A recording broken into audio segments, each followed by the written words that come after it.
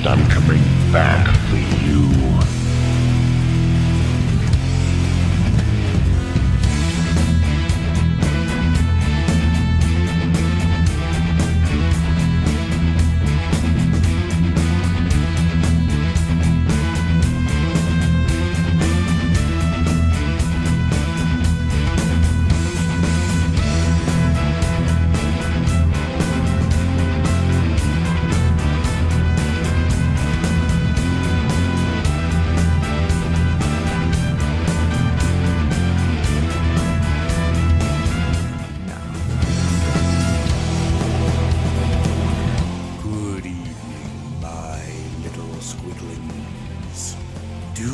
Try to stop this recording. No, the sound shall pump into your ears, changing the minds of what you were into the minds of what you shall be. The darkness rises, the small voices at the back of your mind that scream and shriek and darken. They say, hello everybody and welcome to the Fluffenhammer. We are back once again to talk to you about the worlds and the wonders of the worlds of Games Workshop. Well, I hope that you are well. Well, Adam's here, ladies and gentlemen. I'm only half here. I'm sat here with I'm actually surrounded by books. I'm surrounded by new stuff from Games Workshop, but codices primarily. And I'm kind of distracted at the moment. I'm just flipping through certain codices that have been obsessing me of late, and seem to have been obsessing the entire community and culture. Not terribly surprising, because they're very, very good indeed. So if I do sort of slip out every now and then, just assume that something demonic has risen up from the pages of these tomes and has snared my mind or possessed my body or something like that. It won't make much difference, so don't worry. I do like the idea that you have some kind of Liberus that you're just sitting there powering through tome after tome after tome of ancient and forgotten lore. It's not entirely beyond the truth. To be honest, it's not entirely beyond the truth, and is never where I'm concerned. My little place is so small and so full of books that I'm never that far away from something rather dangerous to sanity and soul at any one time. Oh dear. Right, so, well, as George has said, he is surrounded by books and I am surrounded by goblins. So... And you're going to have to excuse us, ladies and gentlemen, because you're sort of coming into a conversation halfway through here. I mean, we haven't been able to help it. We've been, just enthusing about the stuff that's been coming out of Games Workshop of late. And I know, I hope you're not tired of it. I hope you're not tired of it, because it just seems to happen so much in this podcast. The reason being, we started this podcast on the back of a renewed enthusiasm, yes. And indeed a renewed Games Workshop, and it just doesn't seem to it doesn't show any sign of stopping. We haven't reached any kind of high watermark yet. No, the steam train is still a-rolling. It so is. So be prepared for lots of gushing. I'm really sorry. I'm not. No, I'm not either, actually. Again, Slanesh worshipper, so it doesn't really matter one way or the other. I suppose if you're a Khorne worshipper, it wouldn't matter that much either. It would just be more arterial, wouldn't it? Well, it would definitely be redder. Yeah. Interesting. The last thing you want is some Slaneshi gushing. Well, that can take all manner of forms, can't it? That can take all manner. And you can even have Nurgle gushing as well. It's just not very pleasant at all. I don't know what a Zentian gush would be. Would that just be a font of knowledge? I don't even know what that would be. The thing is, with Tzeentch, it could be anything, couldn't it? It could be anything. I mean, if you think about how, like, the effluvia of the Flamers is described, it manifests as flame initially, but then it can turn into anything. There's actually descriptions of Flamers of Tzeentch. Their flames becoming confetti and bones and sprays of milk and honey and blood and just weirdness. Have we found the 40k cow gun? Yeah, I think yes, I think so. Oh my word, I have waited for years to discover another use of the cow gun. Mm-hmm. A gun that shoots bullets, but by the time the bullet hits you, it is a full-grown cow. Well, that's very possible where Tzeentch is concerned, by all accounts. That's very possible, and indeed likely. And that's why Zench and Zeech are my personal favourite of the Pantheon. Zeech is your favourite, is he? Oh, That's yeah, interesting. yes, without a shadow of a doubt. Interesting. I like that. I do like that. To be I fair, like though, Zeech too. to be fair, Nurgle is champing at his heels these days. Oh, you know what? Nurgle is a pain in the arse. He really is. Slaanesh is my unambiguous favorite. I love everything about Slaanesh. Slaanesh is the kind of divinity that resonates with the deities I like in actual mythologies. You know, characters like Dionysus and Bacchus, and I like those characters. Tiamat from really ancient mythology. Yeah. I love those characters, and Slaanesh is, for me, one of the most legitimately divine of the pantheon. It's the kind of god that I would worship if I thought it existed. Don't know what that says about me, but Does Nurgle, it need to exist? If you No, started I don't worshipping it, suppose it would it does. then exist? we're getting into metaphysics now, and it's far too late in the evening for that. But Nurgle is very, very close, I can tell you, and getting closer all the damn time. Yeah. I don't know what it is, though. What I really like about Nurgle is the contradiction of him. I like the fact that he is, on the face of it, to want to enjoy Nurgle, to want to worship Nurgle, and to take pleasure in something like Nurgle is kind of insanity. It's absolute insanity, because he is everything that most people fear. You know, he's disease, he's cancer, he's decrepitude, he's the loss of your mind, he's the loss of your sanity, he's the loss of everything. He's the decay of beauty and of thought and of everything. But he is attractive.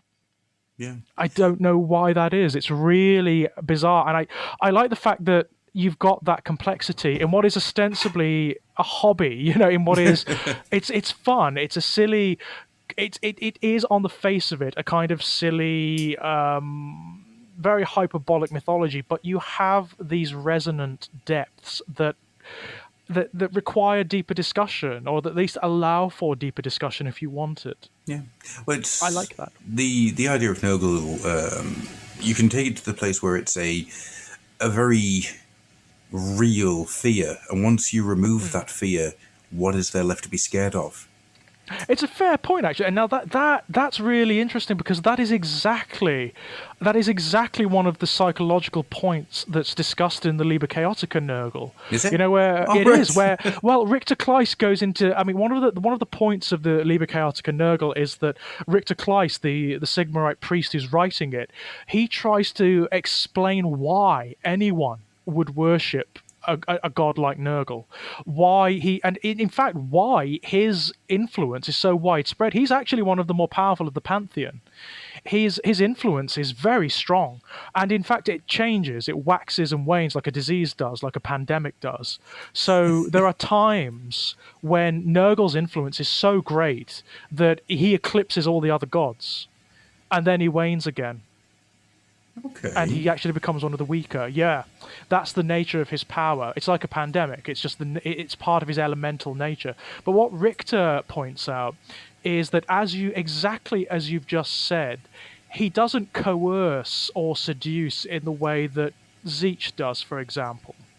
Zeech doesn't even bother it doesn't bother seducing by and large. Zeech's servants often don't even know they are his servants. No, Or that's they why I love him. actively act. It's why he's so cool. Or in fact, they even consist of characters that actively act against him, like Yes. Ahriman. Like Yeah. Ahriman. Ahriman is definitely a puppet of Zeech. He is definitely a puppet of Zeech. He's been ensnared since the moment he was born, and probably beforehand. But he doesn't know it, doesn't acknowledge it, doesn't accept it, and in fact hates Zeech. Mm-hmm. He hates him with a fiery, fiery passion. Which is just as strong an emotion as love. You know, it still fuels him. That's the wonderful thing about it. Especially This is the point. Yeah. Zeech is empowered by that, because Ahriman is trying to change his state. He's like a revolutionary, you know. He's trying to change his state, and that empowers Zeech. That totally empowers Zeech. Whereas Nurgle places people in positions where they have no choice. You know, they've lost everything. They have to turn to Papa Nurgle because the Well, the alternative is just too horrible to consider. It's better to have lost everything and no longer be afraid than to be afraid until the very last moment. That's right, and you've already faced the worst. Yeah. You've already faced the worst. So what else is there? And the best of it is he makes them better. He doesn't cure them from whatever affliction they've got. Oh no. But he does make them better in the sense that he gives them purpose in it. In their suffering. He actually makes them feel as though their suffering is something worthwhile. And that's what's so complicated about him. It's so complicated. And it's something that a god like Nurgle would require. I mean, Slaanesh worship is easy. You can definitely see why anyone would fall to Slaanesh worship. Yeah. And not even realize they have. It could be through something as simple as like artistic appreciation, or because of just because of falling in love or something like that. It can be anything you take pleasure, pride, or satisfaction in. Can lead you down Slaanesh worship. Once it gets to an extremist level, that's it. That's when Slaanesh gets hold of you. When that hedonistic approach to anything comes to the forefront. And it doesn't just have to be a hedonistic approach to sexual behavior. It could be once you start going down an opium path, that's a very easy one. But as you say, it can be artistic licensing. It could be taking so much pleasure in the creation of art that eventually you start creating things that people would say, no, that's blasphemy.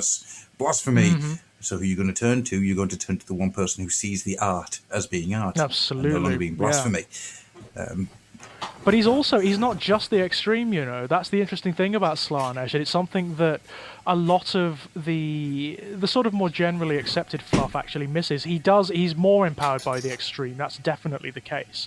And if you fall into Slaanesh worship, eventually you will move towards those extremes, regardless of what it is. Whether it's you can be a gourmand, for example. You can be an appreciator of food and wine and comforts, and you will eventually become a glutton. It will become more and more extreme as time goes on, because that's just the nature of Slaanesh worship. But he also incorporates any form of pleasure, and any form of satisfaction, and any form of love or pride or inspiration. All of that is Slaanesh, all of it. There is actually a great interview in the Liber Chaotica Slaanesh between Richter Kleiss and a Slaanesh cultist, a very, very debonair man named the Marquis Dalmanche. Now that's do you recognize the reference? I do, yes. Yeah, it's a reference to the Marquis de Sade. And Dalmanche is actually a character from one of the Marquis de Sade's books, which is Philosophy in the Boudoir. And the Marquis Dalmanche, the fun thing about the Marquis Dalmanche is that he is not what you would expect a Chaos cultist to be. He is not some ravening fanatic. He is not some self-mutilating decadent. He's a debonair, witty, charming man. Even when he's in prison, because of course he's a Slaanesh cultist, so it doesn't matter to him that he's imprisoned. It doesn't matter to him that he's being tortured by the Sigmarite priests. He rather enjoys it. He's comfortable wherever the hell he is, and he is very happy to talk to Richter and to indulge him in his interviews. And what he points out to Richter, which Richter finds very hard to take and gets rather riled up by, is that even the pleasure that Richter takes in his daily rites, in his worship of Sigmar, empowers Slaanesh. So whether he likes it or not, even when he feels he's worshipping Sigmar, he's feeding Slaanesh. There is no escape from this. That's amazing. It's great, isn't it? And there really is nothing you can do about it. There is nothing you can do about it. You will, one way or another, be feeding one or more of the Chaos powers at any one time. Not consciously, you just are. Just by virtue of your existence. Wow. It's great, isn't it? It's great. And this is why I love doing this show with you, fella. I love, that's the kind of thing I love. That's the kind of detail I absolutely love about this game and these mythologies. This is what I love. But yeah, I mean, it provides a stark contrast to Nurgle worship in that regard, because although Nurgle followers, when they're at a particular point of worship, they do start to take incredible pleasure in their states and their conditions, and there's some really horrible details about how their perceptions twist so that they start to perceive disgusting and wretched states as beautiful, and they start to regard their extreme myopia and conservatism of mind as enlightened. So there is only one way, and it's Nurgle's way. It's the way of disease, it's the way of putrefaction, it's the way of despair. Despair in the mind of someone who is touched by Nurgle, and who eventually opens themselves up. I mean, he brings them to such a point that they have no choice. They have no choice but to surrender. And the strongest of wills are the ones that he takes most pleasure in breaking. So it would have been the likes of Mortarion, for example, Yeah. who no doubt endured for such a long time. I mean, there's no measure in the actual background as to how long Mortarion endured in the war when he caught the Destroyer Plague, but we know it's a long time. Much longer than all of the other Plague Marines. And we also know that he suffered the worst of all of them, which he would, of course. He's a Primarch. He doesn't get diseases. The notion that he can be laid low by a disease, by an infection, is ridiculous. So, and he defines by his strength, by his ability to endure. So to have that taken away, it's despair and torture on a number of levels, but that's the kind of will and defiance that absolutely empowers Nurgle, because it's not just the breaking, it's the defiance that is demonstrated up to the point of breaking that empowers him. He's not interested in people who just roll over. No, it has to be a fight. It has to be a fight. Yeah. It has to be somebody who rises from the ashes of their despair and takes a kind of grim and bitter poetry from it, who finds some meaning in it. So there was a long time ago, it was back in the days, do you remember when the original Storm of Chaos campaign occurred?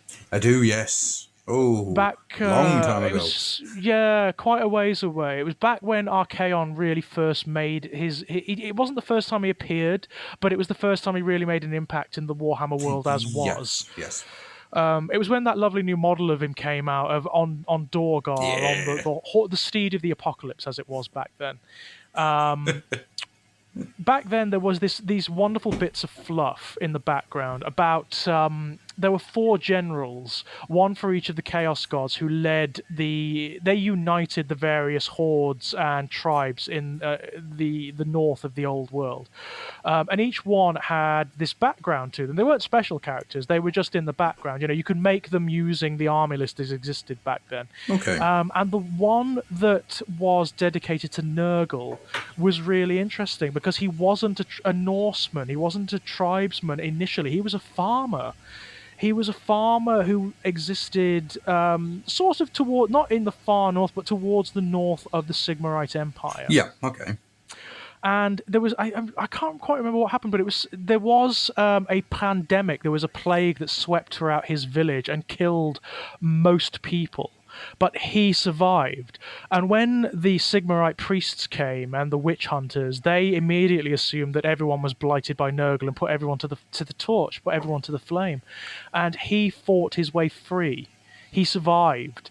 And it's through that complete and utter abjection, that complete despair, that Nurgle finds him, and that he declares for Nurgle and becomes sort of like an arch messiah of the Plague God. But that's the kind of situation that you find with Nurgle's followers. It's very rarely the case that they just bend over and start worshipping him, It just doesn't work like that. It's that they are in situations where they have no choice, and then afterwards they start to learn what Nurgle is, and they start to find sort of the philosophy of Nurgle and start to take pleasure in it. It's really cool. And of course, because we've gone through all the other Chaos powers, Khorne likes to hit stuff. Khorne is just... Khorne's really simple. Yeah. You've got really simple Chaos powers in terms of their seductions, which is Slaanesh and Khorne. Yeah. They're very easy to fall into. I mean, someone who just lashes out in a moment of anger, that's it. They open themselves to Khorne. And it doesn't matter how minor that action is. And it could even be suppressed anger that leads to Khorne worship. Anything that involves anger or rage or martial pride. That's what I was going to say. There is always the martial prowess side of it as well. But that's really interesting too. Yeah. Because he shows some overlap with Slaanesh there. He does, Because doesn't Martial he? Pride, Martial Pride is a Slaaneshi thing too. It's one of those rare instances where you get the overlap between the gods. Yeah, but especially overlap between Khorne and Slaanesh. That's They're rare. yeah. They are rare because they're Antipodean. Those two are on the Chaos Star. Yes. Yeah. Those two are on opposite ends of it, in the same way that Zeech and Nurgle are. Very far opposite ends, but they all still have certain things in common. Yes. I mean, take for example, Slaanesh is the easiest because advocates of every single one of the Chaos powers take pleasure in what they do, or take some degree of satisfaction in it, and in that there is an element of Slaanesh worship. Yeah. So there is sincere overlap there. But Nurgle and Zeech are far more complex. They are. I think that's one of the reasons I like Zench. Zeech, however you pronounce it. I always pronounce it Zench. I can't help myself. I always pronounce it Zeech, but you know what? There is no. It's one of those things. There is no absolute. That's why it's spelt the way it is. Totally. There's no definite pronunciation. It reminds me a little bit of Lovecraft, you know? Oh yeah, that Nub Shagaruth and all the joys of trying to pronounce Cthulhu when you're 12 years old. Exactly. Have you read Lovecraft's letters on the matter? Yes. I mean, he was written to all the time by people asking, well, how do you pronounce this? Well, how do you pronounce that? And he always said, I don't know. I don't know. It's not... I mean, the thing about, say, Cthulhu, for example, that's not how you pronounce it. All that is as close as human language and a human... the sort of human vocal apparatus can come to pronouncing one of that entity's many, many, many, many names. I mean... the actual pronunciation would be like a little bit. Exactly. You can't pronounce it. You need an extra tongue to be able to get it right. Exactly. And not only that, but it probably resonates on multiple different metaphysical levels. So you'd need like some sort of abstract apparatus in order to pronounce it correctly. And it would probably have all sorts of weird extra-dimensional wibbly resonances that would cause cascades throughout reality if you could pronounce it correctly. The same is true of the Chaos Gods. Even pronouncing one of their... And all the Chaos Gods have got multiple names. That's true, they do. Zeech is sometimes called Shunch.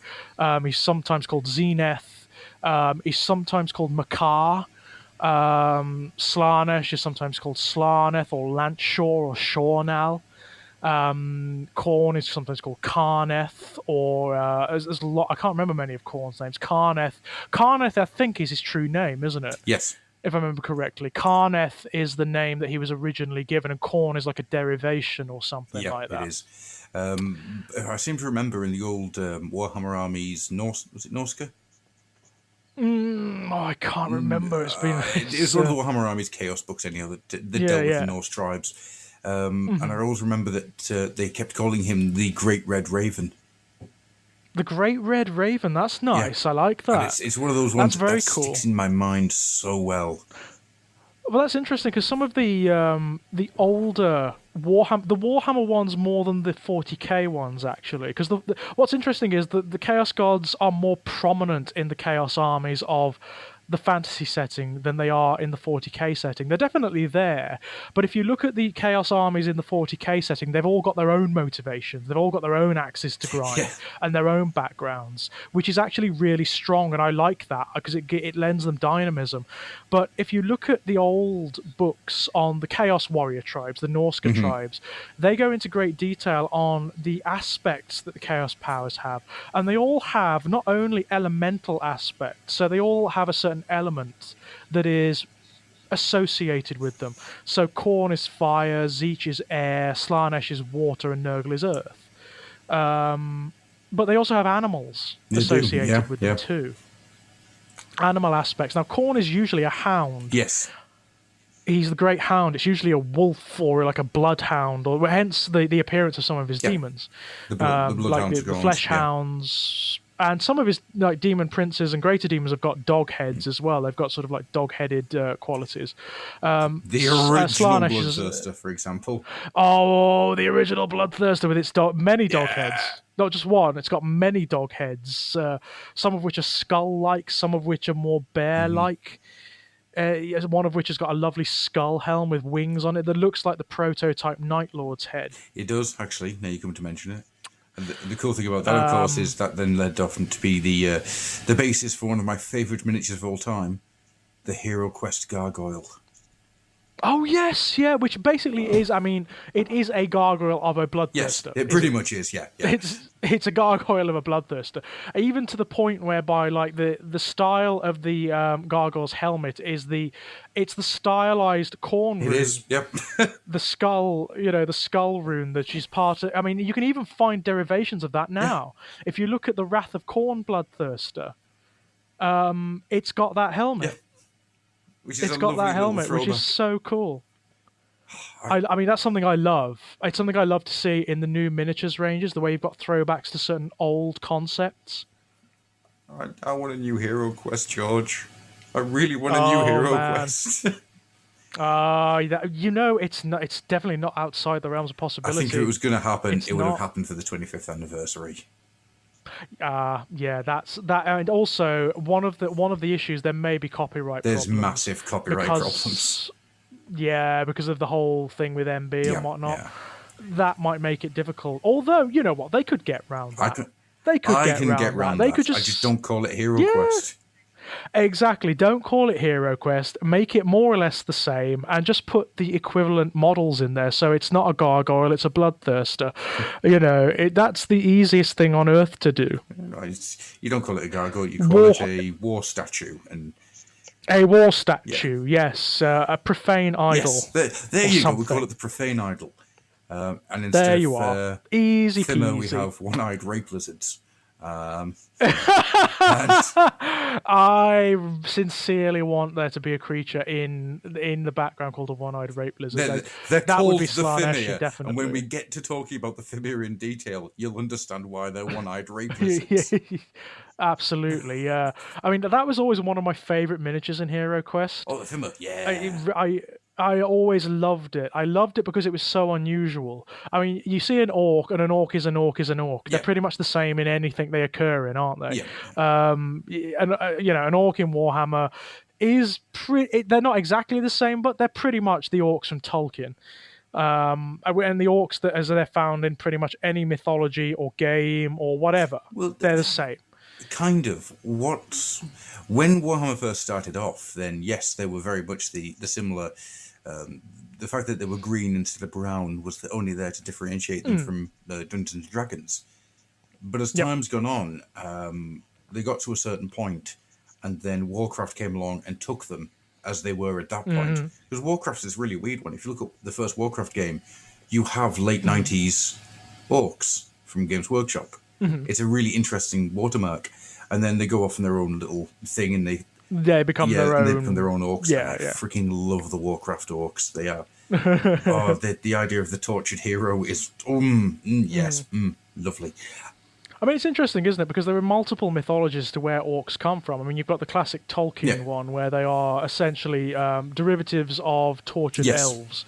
They're a sort of ruined version of elves taken by Morgoth, the original Dark Lord, and tortured and mutilated and driven mad and then bred until there are this entire species that is effectively evil incarnate. You know, they're everything negative, everything dark and base and unpleasant.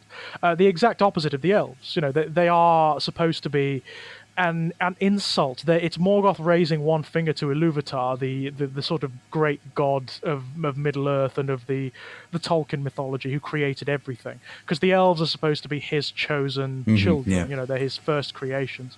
You've got the Warhammer orcs and the Warhammer 40k orcs that are something totally different, but they're the same they're very similar in terms of character and appearance, but they're in terms of background. Totally they've evolved down completely different lines. I mean, the orcs in Warhammer are humanoid creatures, whilst in 40k they're fungus. They're fungus, they're actually plant creatures, which I really love. I mean, I remember reading that for the first time, and I was like, what? What? That's mental. But it actually makes a hell of a lot of sense, because there are lots of them. They crop up everywhere, orcs. And if you think of them in a sort of Day of the Triffids kind of way, where you've got these cosmic spores floating through space and seeding themselves on planets and just erupting at particular points. That makes a hell of a lot of sense, and I like it a lot. I like the way it works, where you got the squigs come first. So there's an ecosystem, and then squigs and plants come first. Then the Gretchen pop out, and only then do the orcs start to appear. And then you've got 6 generations of orcs before the mutations appear. So you start getting the mech boys and the weird boys. And it's so well done. It's so well thought out. An entire life cycle. I love it. I love that. And in that, they've got a kind of relationship to the Tyranids in that regard. They are very much the plant equivalent, aren't they, of the Tyranids? Yeah, which is interesting. This universe's version of Tyranids. Yeah, this galaxy's version. Yeah, I like that. That's quite a nice thought. I do like that a lot, actually. Also, I mean, we're going to see all of this, of course. I mean, this is all coming down the road. I mean, but from what I understand, next year is the Xenos year, isn't it? Yes. Yep. That's what I understand. So for the rest of this year, all we're going to get are Imperial and Chaos codices. That's how I understand it. Aye. That's what I understand. My little sources tell me that we should see a codex a month between now and the end of the year. Oh, fucking brilliant. Oh, that is so brilliant. And you know what? Given the rate they're churning them out, I can well believe it. I can well believe it. I mean, it's actually becoming difficult to keep up with the damn things. It is. I've had to make some very serious choices of what do I want and what do I don't want. Absolutely. Same here. I mean, I definitely wanted the Space Marine Codex because you need it as a sort of barometer for how things are going to go. Yeah. You really do.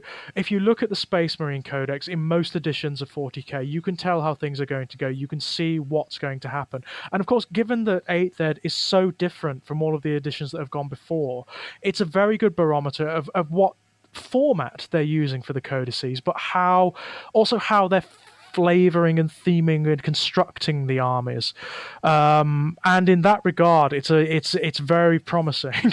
I must say, it is very promising indeed. A little bit more than very promising.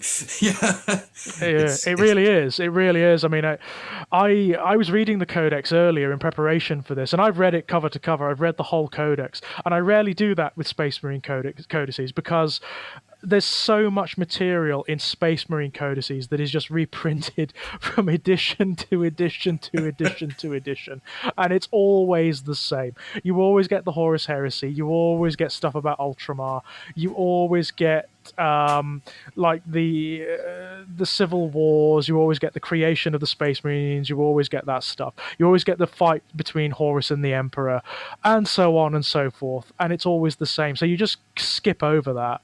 And also because it's always reprinted in the main rulebook as well, that stuff. Yeah, but it's always reprinted in the main rulebook because it's so prominent. It's so important to the background. Well, it's the backbone, isn't it? The Space Marine Codex has to be the backbone of the 40k universe to get you, the player, interested.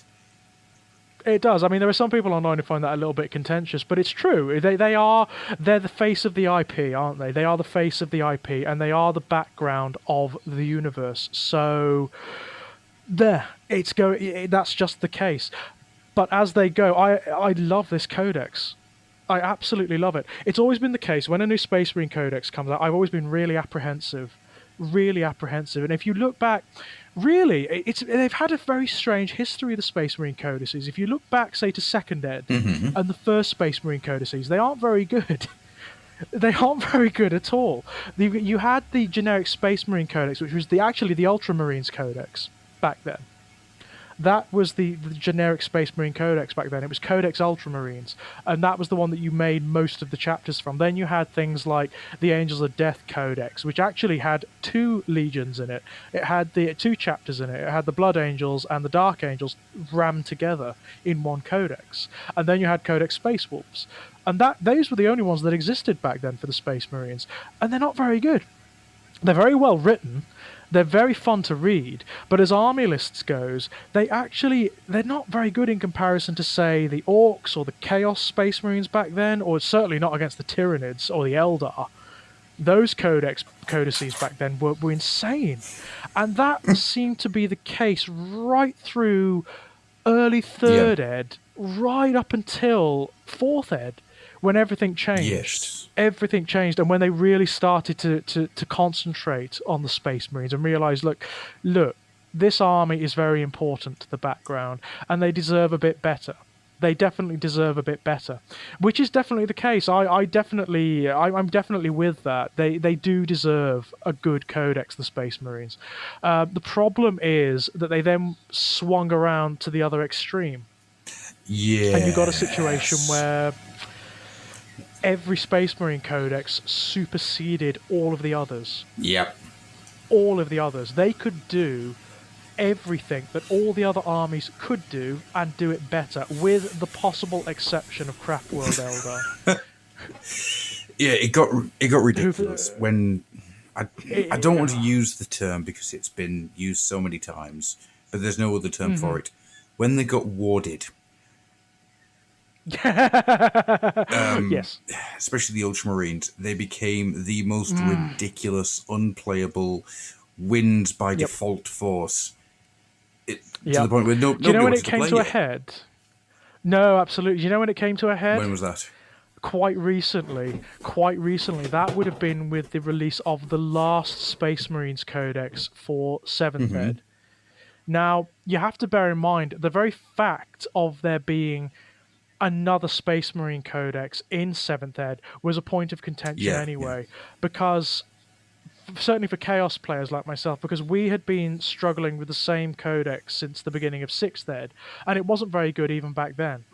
At the point of release, it wasn't very good. By that point, Space Marines had 2 codex releases with attendant models. Not very happy. Now, the last Space Marines codex for 7th Ed was ridiculous. It was absolutely ridiculous. It gave you a Decurion detachment that allowed you, if you fulfilled it, and fulfilling it wasn't very hard at all, and gave you a very balanced army indeed. It gave you free transports. What? Yeah. You could take as many rhinos and whatnot as you liked, and they were free. And bearing in mind, some units don't just take rhinos. They take drop pods. They take some units take land raiders as transports. Hell. I know. Why? How? It's ridiculous. What? Yeah, it got to the point where people were like, you know what? If you're going to play that detachment, if you're going to play that Decurion, we're not playing. Yeah, no, I'm not surprised. We're not playing. It's pointless. And, I'm not. It is pointless. It is, and I am not. I don't play the game to win. Really, I play it because of the silliness of it. Really, I play for role playing purposes. Yes. But they got to a point where it was like it was just pulling teeth. There was a point. There were certain armies you could put down in 7th Ed where nobody wanted to play them, and that was one of them. This codex, the first Codex Space Marines for 8th Ed, does away with all of that. It does away with all of it. It is like being able to breathe again. And you know what? Even Space Marine players have been saying this, because Space Marine players actually, by and large, are not power players. They're just not. They tend to be people who are in love with their chapters. Yes, that's true. They're people who feel real connections with whatever chapter they've chosen or whatever chapter they've come up with. I mean, there are lots of people out there who make their own chapters, which is very possible. And they do have generally a great sense of fair play, and they didn't like it either. They didn't like that their codex was just ridiculously overpowered against everybody else because nobody wanted to play them, and they got tired of hearing people grumble about it, particularly Chaos Space Marine players. I mean, it did get to the point where certain forums, Bolter and Chainsword, for example, which I love very much. I'm a big fan of the Bolter and Chainsword, but they had to censor their Chaos forums. Because really? every other thread was complaining, and I'm not surprised. I'm not surprised that was the case, because it was a bad time. It was a bad time. But I tell you what, this new Space Marine Codex has done away with all of that. So what's actually in it? Because tell me all about the new Space Marine Codex. What is in the new Space Marine Codex? Well, you've got all the usual stuff. You know, there is all of the background you would expect to be in here is in here. But you know what? There's a lot of it that's been rewritten. So it's not just the same stuff reprinted again. Copied and pasted. Which... I'm so pleased about. It makes it... I mean, it is the same stuff. It's the same details. It's the same basic story and back mythology, but because it's been rewritten, it has curious little new emphases in it and certain details that have been brought into the fore that were not before, so it makes it fresh, it makes it interesting again. It's not like, oh well, there's here's the pages about the Great Crusade, I've read that a million times, so I'm just going to flip over that because I've read it. No, no, no, no, no, it's fun to read. It's actually fun to read again, and that's great. And it's much shorter. Although the codex is massive, it's really ram-packed with detail, the old stuff is much shorter. It assumes that you're going to get it from somewhere else. It assumes that you're going to go read the Horus Heresy books, that you're going to go and find the old codices, or that you're just going to know it. You're just going to get it because you're part of, you are going to find it somewhere else, so it doesn't belabor itself. That's cool. Which... wonderful. It just lends it a pace. It does a wonderful thing where... do you remember the old... Index Astartes articles in White Dwarf that they sometimes compiled? Yes. They've reprinted some of them in here, which is really cool. They've reprinted... there was one I remember loving, and I remember reading it a lot, which is The Making of a Space Marine, the genesis of a Space Marine. And it's got, from beginning to end, it details how Space Marines are created, how they're selected, how people are chosen to become Space Marines, how they are tested, and then how they are altered, how they are surgically, genetically, and psychologically altered to become Space Marines. And it goes into the most exacting detail, to the point whereby you've got a list of all the extra organs that are inserted into them and what they all do, what they perform. But not only that, the article is updated. The article is massively updated to describe the genesis of the Primaris Space Marines as well. And the Primaris Space Marines have an entire list of organs that the original Space Marines don't. So that's really cool. They have a thing, for example, they have a thing called the sinew coils, and basically the sinews of a Primaris Space Marine are laced with a kind of metal or a kind of alloy, which means that their grip and their sort of their recoil, the strength of their reactions is much greater. Right, okay. And they're also more durable. They're more durable. It means that they can withstand a lot of punishment, these guys. They have a thing called the Magnificat, or the Amplifier, which is a small thumbnail-sized lobe that is inserted into the brain's core. The Magnificat secretes hormones that increase the body's growth functions, whilst also intensifying its advanced systems. So basically, it means that these guys are going to be bigger. Yeah. They're going to be bigger than normal Space Marines. They're going to be bulkier. They're going to have more muscle mass. They're going to have more bone density. It's just cool. It's an old article, just slightly rewritten, rejigged, and updated, and that's what you find all the way through this. They've realized that they can't just give you the background on Space Marines verbatim anymore. It just doesn't work anymore, because everybody knows it. Everybody knows it. People who haven't ever played this damn game, who have lived the last... God knows how many decades in an alternate dimension in a cave on Mars with their fingers in their ears and their eyes sewn shut, know the story and the history of the Space Marines. Yeah, it's like the origin of Spider-Man. You know? Yes. Everybody knows that Bruce knows Wayne's it. parents were shot dead in a dirty, filthy alleyway. Yeah. Exactly. So what they've done is tried to make it new. They've tried to make it fresh, and they've really succeeded. It's really fun. There's not only the old stuff, but there are little insertions of stuff from the Horus Heresy, little suggestions of stuff from the books and the novels, and there's a much greater sense of interplay between the general background and the background that appears in the Horus Heresy books now too, which is really, really nice. Then we've got all the new stuff, the really new stuff, like there's the history of the chapters as we know them, but now there's all this updated stuff about what they're doing in the new Imperium, in Imperium Primaris, as it's known, and with regards to Dawn's Primaris Crusade, or the Indomitus Crusade, or whatever it's called. There's a lot of new detail on that, and it's really interesting. It's really cool. Not only that, but you get some lovely details on successor chapters. Oh. If you don't want to go down the beaten path, there's lots of new chapters in here. Like the Unknown Foundings, lots of stuff on the Unknown Foundings. There's new Primaris chapters that are described here. There's entire which is chapters really, of really Primaris. nice. Oh yeah, there aren't many, but they do exist. Yeah, Oh, that's they very definitely cool. do. Yeah, they definitely do. And there's also details on how the existing chapters are responding to the Primaris Marines, but also to Guilliman's resurrection and the fact that he's basically taken over the Imperium. There's lots of lovely new tensions making themselves known here. You've basically got an entire section on each chapter.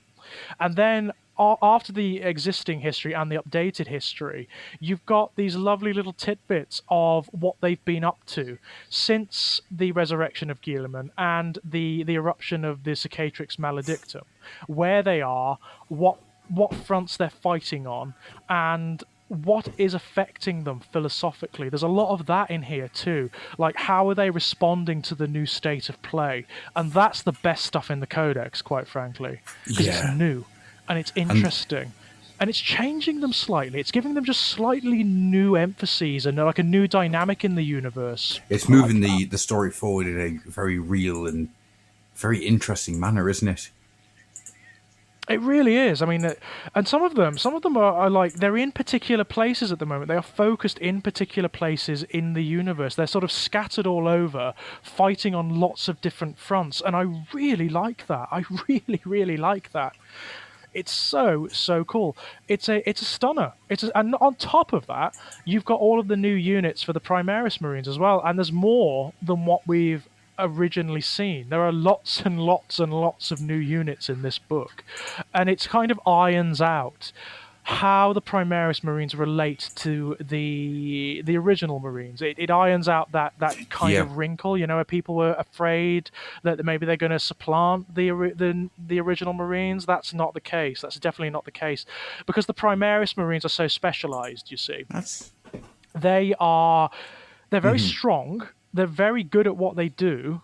They're some of the best units at what they do, in fact, but they're not that broad. They're not as adaptable as existing Space Marines. You know how your tactical squad is pretty good at everything. Your basic tactical squad of Space Marines is pretty good at everything. They can be made to weather any storm, really, or to fulfill any battlefield role.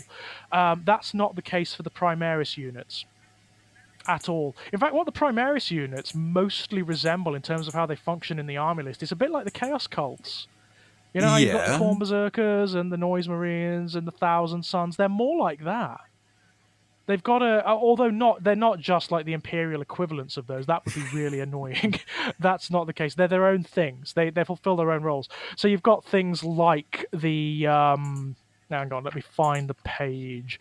You've got lots of specialized little units, essentially, that do very, very, very particular things. As well as that, you've got lots of different types of Terminator now too. In fact, there are 4 different types of Terminator squad available to Imperial Space Marines now that all do something slightly different, which is really, really, really, really cool. I know, right? It just lends them. I mean, this is just the basic army list too.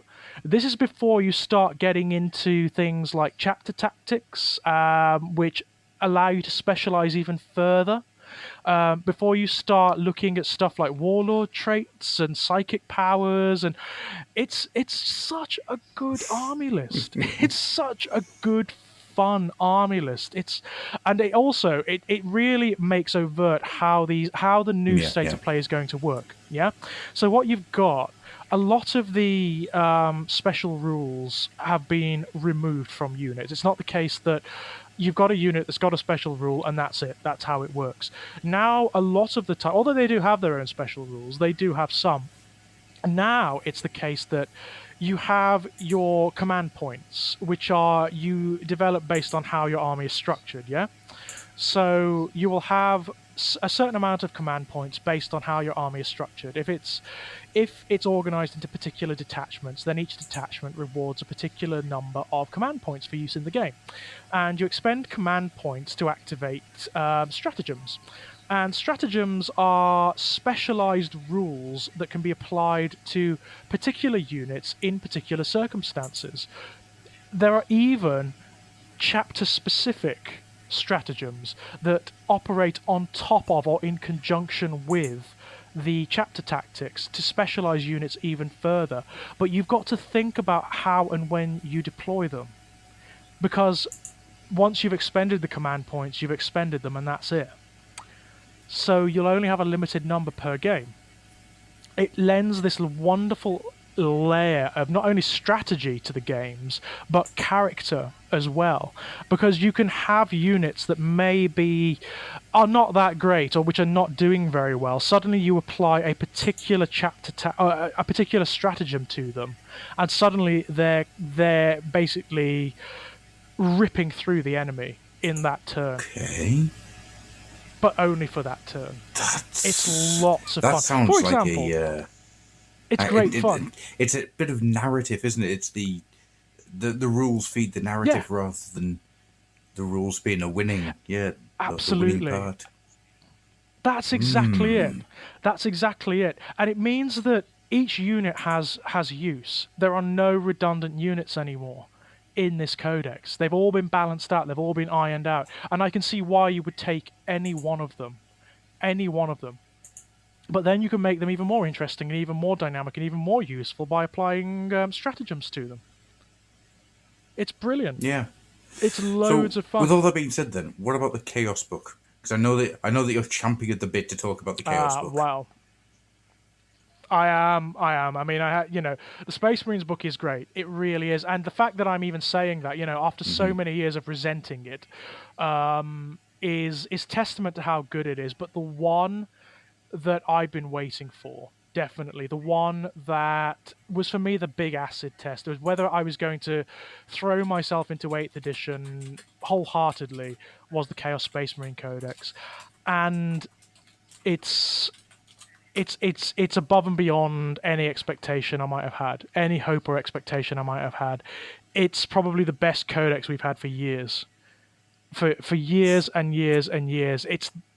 For me, I think I like it better than the 3.5 really? Codex. Yeah. Okay. I think I like it better.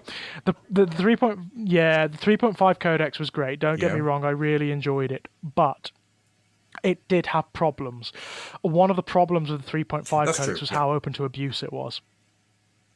And that potential for abuse is arguably what informed the state of chaos in 40k for the decades that followed. It was so overbalanced, that codex, that there was a point where if you went into a Games Workshop, you would be fighting against the Chaos Army. You always were. And it would often be an Iron Warriors army. Let's face it. It wasn't even it wasn't even internally balanced, because like the Iron Warriors and the Emperor's Children were the best armies in it. That's true. Yep. And that was just the end of it. That was a problem. This codex, for one thing, it is clearly being developed in context with the Space Marine Codex. That is so clear, because it's the dark equivalent. If you look at things like, for example, the Legion traits, which are the same as the chapter tactics, they are the dark equivalents of what you find for the Loyalist Marines, which is really, really cool. The same is true of the stratagems. In fact, they've got one or two that are the same as the Imperial Space Marines, because they are Space Marines, they're just corrupted by chaos. But then you've got things like, this is how the Marks of Chaos function now, for example. The Marks of Chaos, and one thing that sort of classic Chaos players might find a little bit difficult to take when they first read this codex, is that the Marks of Chaos have changed dramatically in terms of how they function, and not before time, quite frankly. I was personally growing very tired of just the stat increases, especially since they had very limited application. Some of them worked, some of them didn't. Like the Mark of Zeech in the last codex was pretty much useless. Let's face it, it was pretty much useless. That's not the case anymore, because we've got the wonderful keyword system from AOS now. What the Marks of Chaos do is apply keywords to the units that have them. So a unit with the mark of chaos, with the mark of Nurgle, for example, will have the Nurgle keyword added to it, and what that unlocks in this codex is certain synergies. So you will have certain synergies with certain psychic powers, for example. A unit with the mark of Nurgle can be targeted by the Nurgle-specific psychic power, which is Miasma of Pestilence, That's a which, when beautiful cast, name. gives them certain buffs. They can. It's great, isn't it? They can also benefit from the Nurgle-specific Right. stratagem, which is fantastic. It's Brilliant. called Grandfather's Blessings. Which is great, isn't it? And what it allows them to do, and I tell you, it's 2 command points, but it's bloody brilliant. It allows them to heal die 3 wounds per turn that it's used, but it can also restore dead models to the unit. Wow. Is there a limit to what the dead models can be? No. If they've got the, Holy shit! it can only target a Heretic Astartes Nurgle infantry or biker unit. So you can't cast it on like demon princes or stuff like that, because that would be silly. Yet to have a resurrected demon prince return to the battle with its full wounds, that's would be what I was thinking. That's mental. That would be ridiculous. Although, do you remember the old Chaos Boon table from the last codex that everybody hated? Yes. That is in this book, but it's now a stratagem. It's not something you automatically roll on.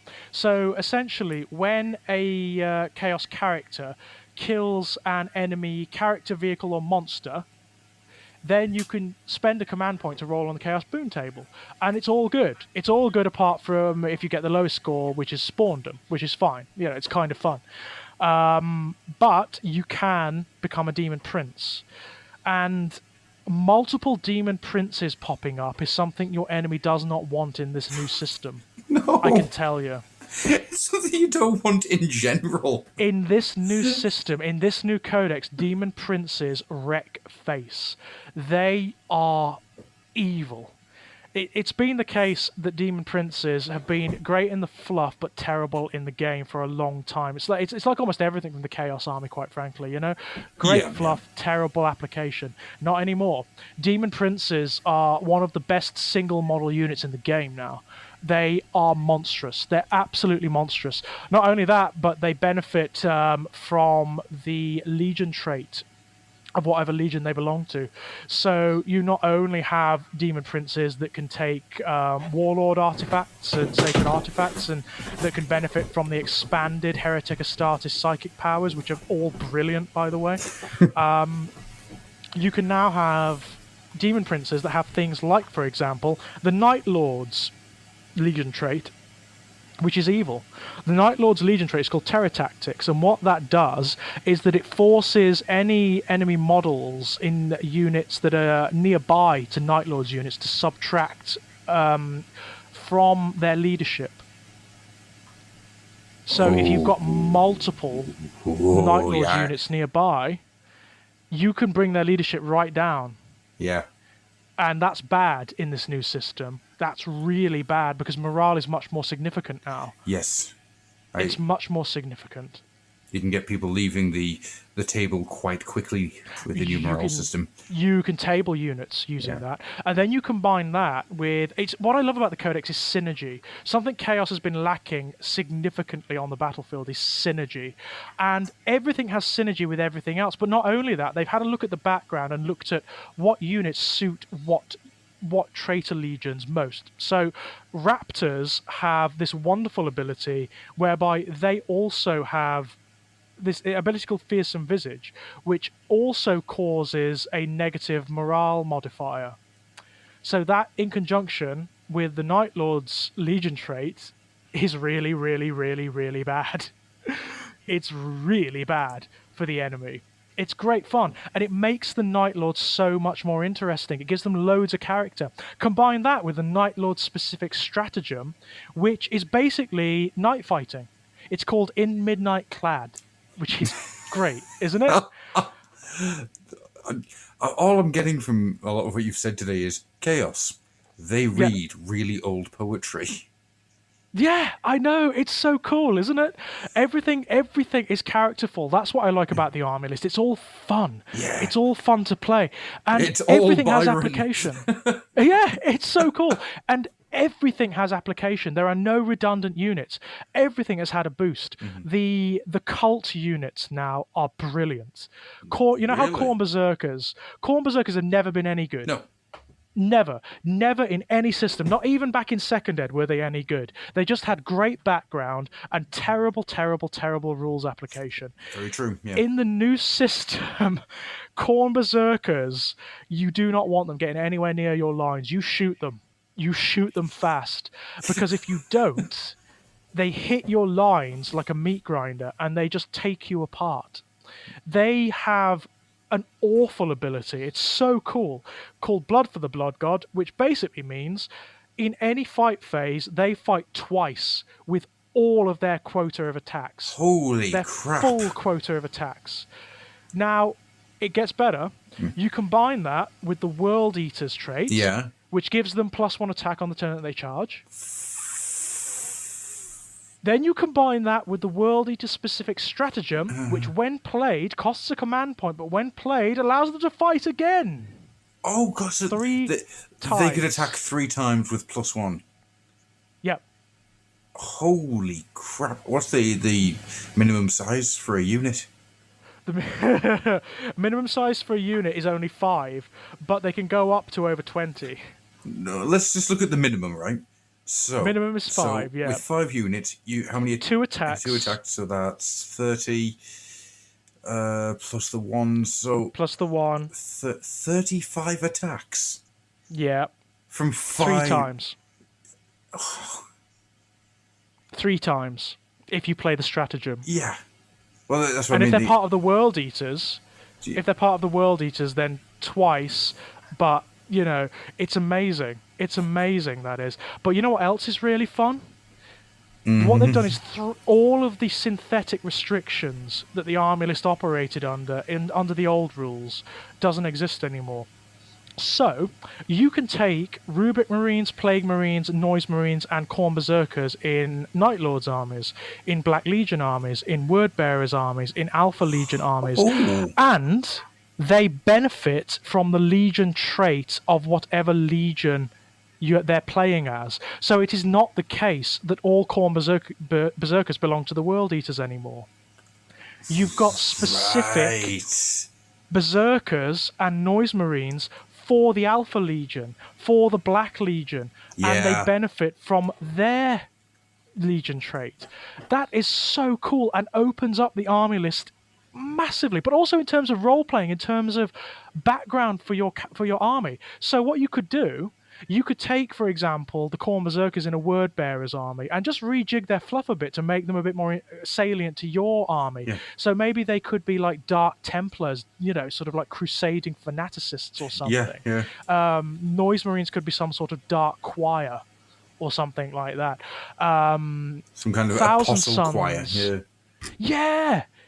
Thousand Sons in an Iron Warriors army could be lobotomized, partially robotic Iron Warriors Marines. That's tasty. It's so cool. So It's so cool.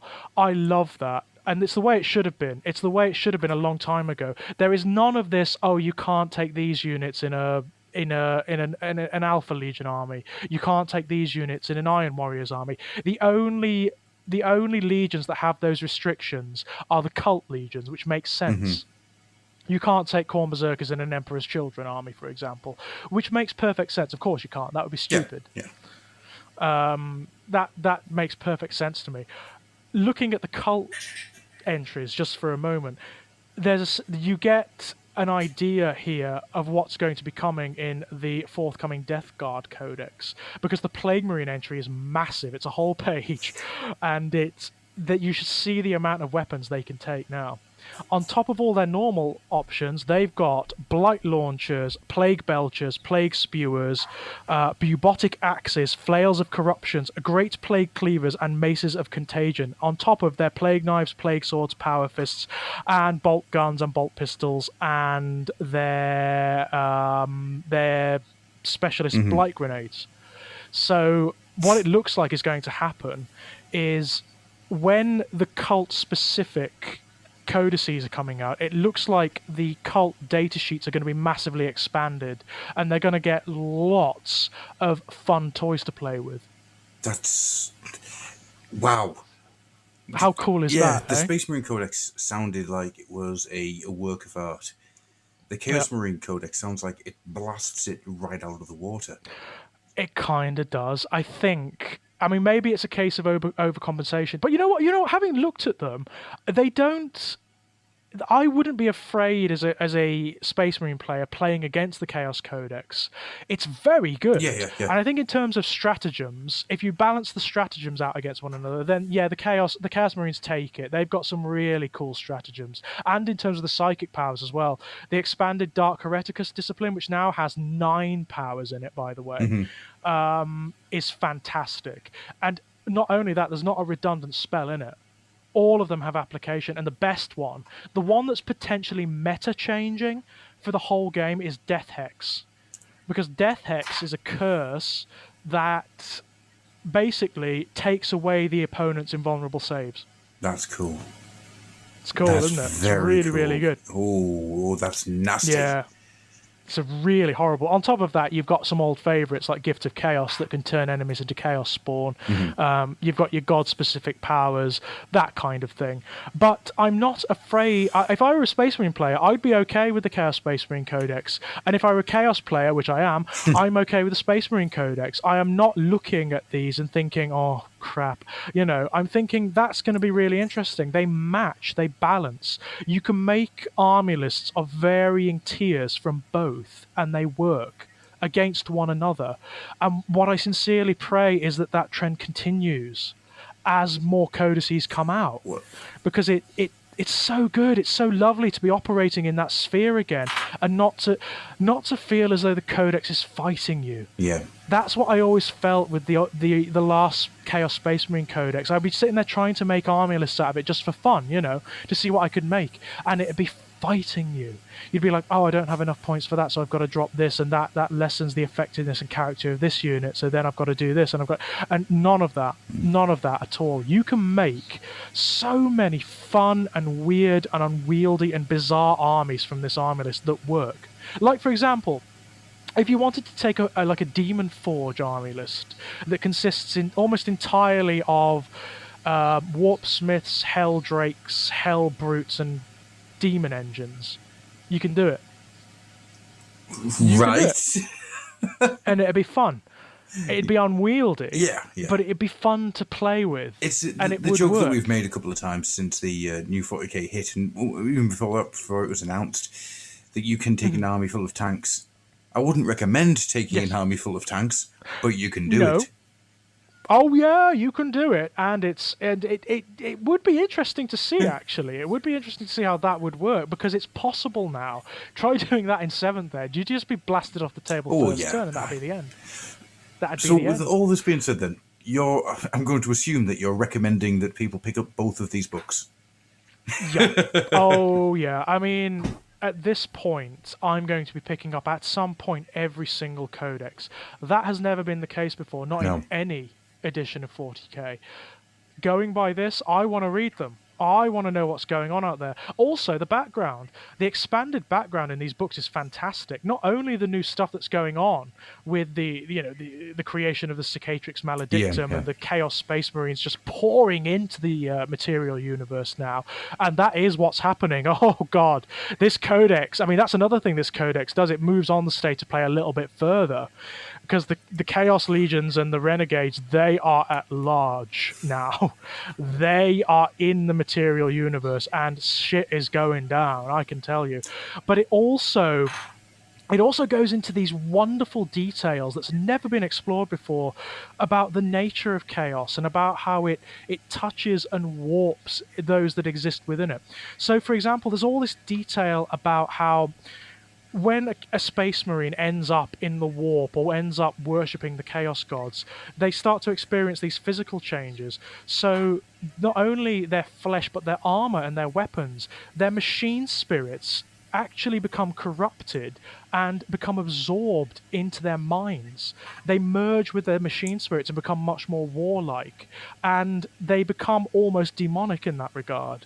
So cool, isn't it? It is so cool. It's you can taste all these new things happening around you that they don't come out and say you can do this, but the ideas form, and it leaves everything open to your suggestions and your interpretations. Oh, it's beautiful. And just like in the Space Marine Codex, you've got a section dedicated to each legion. And after the existing history that we all know and love, you've got these little tiny, like couple of paragraph stories just demonstrating what they're doing now, where they are, what fronts they're fighting on. And there are suggestions of what's coming later. For example, Perturabo's not on Medrengard anymore. Right. He's out there. The Iron Warriors are out there. They've come out. They've come out big time. They're out in the Imperium and they're fighting on a number of fronts.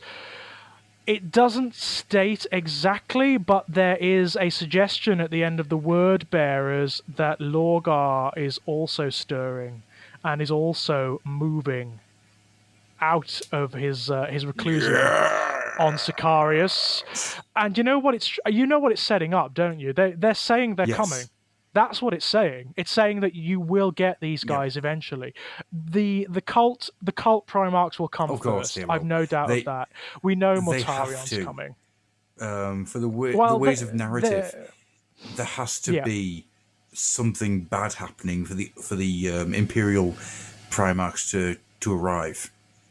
They have to step in to save the day, or else it's pointless just them turning back up. Yeah, and what else can balance against them, exactly. really, in this universe? It's got to be the Traitor Primarchs, doesn't it? It's got to be the Demon Primarchs. After Mortarion, I would lay odds on Fulgrim being next. I think you're probably going to be right there. Because he's the one that's been stirring the most. He's actually already been active in the background, and given the favour that seems to have been shown to Slaanesh in this Chaos Codex too, I'm telling you, if there's a winner of the Chaos Space Marine Codex, which is a win all round, Slaanesh is it. Do you know what the Emperor's Children Legion trait does? I do not. I really don't. It's awful. It's really good. Basically, they always fight first. What? Yeah, always. They always fight first. Oh, it's horrible, isn't it? It's really horrible, isn't it? It's really good. It's really good. On top of that, do you know the Noise Marines have got a new ability now? They don't just carry sonic weapons around. They have a brilliant ability called Music of the Apocalypse. That's a great name. Right? Yeah. When a model from a Noise Marine unit is slain, you don't remove the model. You just flip it on its side to show that it's dead. And before they die, before they're removed at the end, when all the fighting is done, they can make an extra shooting attack with any weapon they carry, even if they're in close combat. Wow. And then they die. So they get the last hurrah. Yeah, they have this spasm of pleasure. That's what it's demonstrating. They have this sort of spasm of ecstasy as they die. Are you going to be playing any Slaaneshi Chaos Marines? Oh, my Severed Angels are coming back out of the box. Yeah. Do me a favour. Yeah. Whenever you use that trait, I want you to go, ugh, just as you roll the dice. Because not only does that keep you in with the narrative of the game, it's going to unsettle your opponent so hard. Exactly. Gives them a psychological edge. Yeah, I think so. Or just sort of like an orgasmic sigh or something like that. Yeah. Fabulous. Yeah. But you know what? Even you remember the crap units from the last Codex, things like Possessed and Mutilators that nobody ever took? Brilliant really? Now. Yeah, brilliant. Absolutely brilliant. I would take either of those units in a heartbeat. My God. They're really, really useful now. And I'm gonna be modelling some Slaaneshi Mutilators. Definitely. Oh, wow. Yeah, definitely, because they're so good. When They're you say so model, good I'm now. assuming that you mean get the green stuff out and really go to Oh town. Yeah, yeah. good man, Oh good man. yeah, definitely. Oh, here's a lovely detail too. At the end of the Slaneshi Legion section, there's a picture of a Slaneshi raptor, right? And there's a little thing next to it talking about how the raptor cults of Slanesh function. And it says he bears a particular blessing of Slanesh whereby he can taste through his claws. That's an interesting It's idea. lovely, isn't it? I So, love it. so when he puts the claws through somebody, he can taste the He flesh can and the blood. taste the flesh and the blood and the pain, and yeah, Yeah. it's gorgeous. It is absolutely gorgeous. The only legions that are not in this book are obviously the Death Guard and the Thousand Sons, because they are getting their own codices and probably I mean, we know the Death Guard is the next one. That's actually the next codex Yes. for release. And the Thousand Sons, we've seen the codex, so that's coming soon. My only hope for the Thousand Sons is that they give them a little bit more, and it's not just the units we already know, Yeah, because yeah. from what we've seen of the Death Guard, they're getting so much. They're getting so I think much. there'll probably be some new stuff, but because they got so much new stuff towards the end of 7th, I don't see a huge amount of new stuff. No, my only hope, all I really want for them is a demon engine. I want them to Yeah. have a specialized demon engine, like a Doom Flyer or a Lord of Fire, or at the outside, and the one I would hope for the most is a Silver Tower. What if they bring back Doom Rider? Oh, He can fight on! Right on, Doom Rider! that'd be kind of fun. Doom Rider! That would be kind of fun. You know what? Given the sense of humor that Games Workshop have been injecting into certain models of late, that wouldn't surprise Oh, me. it'd make me so happy to see Doom Rider coming back. I mean, well, that's what he does, isn't it? He comes and he goes. That's very true, That's his yeah. whole point. With lots of cocaine. Have you seen like the internet meme of Doom Rider? I have, yes. It's great. I love it. Where every picture of him, he's sort of snorting cocaine. Brilliant. It's a hell of a drug. I mean, yeah. Well, given like have you've seen Horticultus Slimex? Yes, I have. The new Nurgle miniature for Age of Sigmar, yeah. AOS. Oh, he's so good. He's brilliant. The sense of humor in that miniature is fantastic. I do love his giant slug thing. Me too. And I love the little Nurgling on the rod that's dangled in front of it. It's the It's not. it's the little things that make it like it really is. Yeah. It's not often that you get a sense of humor in Chaos models, I can tell you. It really isn't. It's been a But long time since you had that. It's brilliant. And, I kind of hope that's the way they go with the Nurgle demons, because it looks like the Death Guard look like they're going to be really grim. Yeah. They look like they're going to be elaborately grim. They really do look like they're going to be disgusting from what we've seen. So it'd be nice if with the Nurgle demons they go down the slightly funnier route. Yeah, go on, because Nurglings are great. Bring me back my two favourite Nurglings, the one with his finger right up his nose, and the other one just sitting there flipping the bird. Yes, the one that's flipping the bird. You'll never get that. No, we'll never get him again, but he's fantastic. You might get the one picking his nose. But you will not get the one flipping the bird again. It is weird and weird and slightly childish for how much I love the Nurgling that's sitting there picking his nose. Yeah, I like that one too. There was I love the ones that came out. You know when the current Great Unclean one came out, Yes. the metal one. There was a series of Nurglings that came out with him, and they're all really cool. Some one of them looks like it's got a fly's head. All right, I've not seen these. I love them. Yeah, they're lovely. The little metal Nurglings, they're so cool. Yeah, they're very difficult to get a hold of now, by all accounts. But they're lovely. They're really nice. Hoping miniatures. for a full rollout of Nurgle. But I think it'll happen. bet. I think it's going to happen very soon. Yeah. Because I think they're going to do the Oh yeah, 'cause same. you've got with, Blight War. I think they're going to do the same here with Nurgle that they did with Zench, where they're going to have no doubt. the 40k and the AOS stuff coming out at the same time. I've no doubt. I think what you're going to see is with Blight War, you're going to see the equivalent of the Disciples of Zeech and the Blades of Khorne books. That would be my guess. And it wouldn't surprise me very soon to see the new Great Unclean Yes, one. I think that's very good. Very close. It's been teased. It's been mooted a long time, and there are people out there who claim to have seen it. We haven't seen any pictures of it yet. We'll wait and see on that one. There are people who claim that they have. Yeah. I think... Mind you, that said, there are people out there who are claiming that they've seen the Fulgrim model, you know. Really? Yeah, there are some people who claim that. There has been one rumour monger who claims that he's seen quite a few of the Primarch models, and he's been right about a lot of stuff, Okay. like a surprising amount of stuff. And he says the best one he's seen is Fulgrim. I can't wait to see a Fulgrim, actually. I can't. Fulgrim's always Yeah. been my favourite. I mean, I love Magnus. Magnus is fabulous. Yeah. I love Magnus to bits. But in terms of his form, I love Fulgrim. I think he's beautiful. I mean, he's one of the genuinely beautiful traitor Primarchs. Yes. He's gorgeous to look at. So Illuminating, I think the term I is, hope- isn't it? It's... yeah. Well, I hope that comes through in the miniature. I do want Fulgrim to be kind of demonically beautiful, almost angelic, you know? Yeah, that would be perfect, I think. But the question is, where does it go from that? And when do I get my Lehman Russ turning up, just like throwing up into a sick bag after being in the warp?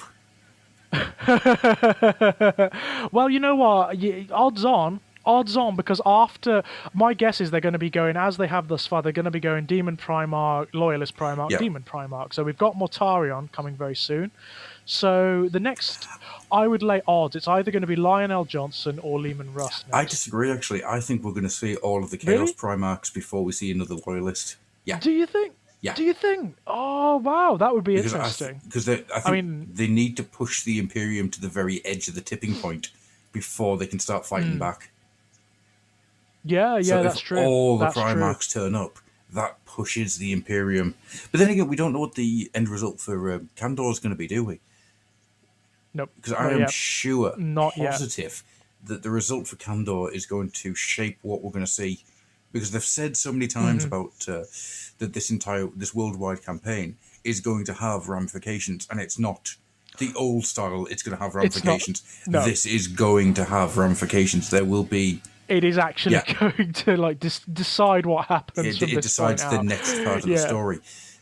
I am convinced if That's cool. Chaos wins, then we're going to see all the Chaos Primarchs. That'd be fabulous. I mean, the other one I'm really waiting for is Lorgar. Yes. My guess is they'll save him for last because I think when Lorgar emerges, it's going to be like the Apocalypse. Yeah. Yeah, it's good. I would actually like him to be the focal bad guy. That would be cool. Myself. Yeah, take Abaddon out of the picture and then just have Lorgar. Yeah, that would work. I would like that. That would work really well. I would really like that because he is the bad guy. I mean, it would bring him full circle. He's the one who started the heresy. He's the one who effectively won it, and he's done what he wanted to do. I mean, look what the universe has come to. It's just a playground for the gods now. The Chaos Gods are having a whale of a time at the moment. They don't care that Gilman's back. They're loving it. It means that they're getting a bit more events going on, aren't they? They're getting a bit more push, more power. They're getting reminded of why they do this thing, why they try to corrupt humanity, because the shining beacon of humanity just turned up. Absolutely. I mean, it's one of the fun things that's actually mentioned in the Space Marine Codex, the new one. You get these details about the worlds that were consumed by the Cicatrix Maledictum and the ones that are just on the border. And there's this massive push by the forces of the Imperium to evacuate them, obviously, which is straining resources to breaking point. You know, you get this real sense of desperation in the current state of play. It does feel like the Imperium is pushed to the very, very brink. And that nobody expected this. No one expected this to happen. We're going to leave that conversation there, though, because I just realised we're nearly at the hour and a half mark. I think we've done well. What we're going to finish off then is we've got a couple of questions to go through, because I promised everybody that when we came back, we would get the questions that were left from last time. And as I have just realised, I have lost the old questions. There they are. Right. Okay, brilliant. So I might repeat some of the questions from last time's, which I apologise for. Okie dokie. But let's see what I can do here. So to start off with, we've got no, we don't. Why does technology hate me? Okay, Paul Anderson has a collection of questions. Okey-dokey. He first asks, weirdest bit of still canon fluff. Weirdest Weirdest bit of fluff. the weirdest bit in any system that's still... Yeah. I mean, if you want to take 40k, I'll take AOS. Yeah, okay, that's still canon. Yeah. That's... I could give you like the stupidest bit of fluff, and that is undoubtedly the Ward stuff from the Grey Knights Codex. It's the notion of Kaldor Drago existing in the warp and not being consumed by chaos. That's just fucking stupid. I hate that. I really loathe that, and I sincerely hope that's retconned in the current Grey Knights Codex. The weirdest bit actually does come from Warhammer for me. It's towards the end of the end times. In the end times books, each of the chaos gods physically manifests to a certain degree. Yes. In the actual world. In I think it's in End Times. I can't remember which one it is, but in one of the End Times books, Slanesh's hand reaches out of the realm of Slanesh and grabs Morothai and drags her in. Yes. He actually physically appears. It manifests. Khorne's blade. Khorne actually hacks at the old world at one point, and his blade carves through the clouds and carves through the earth and creates these vast chasms and valleys and things. Nurgle vomits. In the Glotkin book, Nurgle vomits onto the old world. There's my boy. I can't remember what Zeech does. He probably didn't actually manifest. He just sent some stuff off and went, "Go on." I can't quite remember what he does, but yeah, that's the weirdest one for me. For myself, I do have to say the Skaven hitting Lustria with the moon. Yeah. To reiterate, has to be. I just have to point out that this is a thing that happened, and I love it. It is great. But then, of course, there's the Skaven finding the Eldar ship. That, I think, is probably my favourite. That is cool. Bit of weird fiction. Yeah, I like that. But I think Scuttlings, the Moon Clan Scuttlings, the goblins that were spent too much time in the Silver Tower, and they have become more and more like the spiders that they love. I don't like them, but I like the idea of them. Yeah, they're very silly and fun. They creep me out. There's something about the eyes that really creeps me out. Yeah, the multifaceted eyes. But I think, it makes me very, very uncomfortable. Paul also asks, most overpowered figure. These days, Nagash. Nagash, yeah. It'd have to be Is he Nagash. overpowered, or is he just right for Nagash? I'd say he's just right for Nagash myself. Yeah. But he's OTT. I mean, he's a nightmare, especially if you allow him free reign with his summoning rules. He can summon armies. Literally summon armies. Summon armies, or just summon other big miniatures that have horrible capacities, like zombie dragons and things. He's an absolute nightmare. In 40k, it's hard to say because of the nature of the game's still quite fresh. Magnus is a beast, even from just his index entry list. He's an absolute beast. There's lots of there are lots of online questions and tutorials about how to beat Magnus in the new 40k. Because he just flies around blatting things with his gaze of Magnus, which is how it should be. That's what the Primarch should be. I guarantee you. Is he overpowered, or is he just right? He's just right for Magnus. He's just right for Magnus. Mortarion's going to be the same. Archaon. I'm actually saying Archaon. He's overpowered. Yeah, Archaon's He's beast. way overpowered. Yeah, but he should be. Yeah, not to that point, I don't think. He is a one-man army.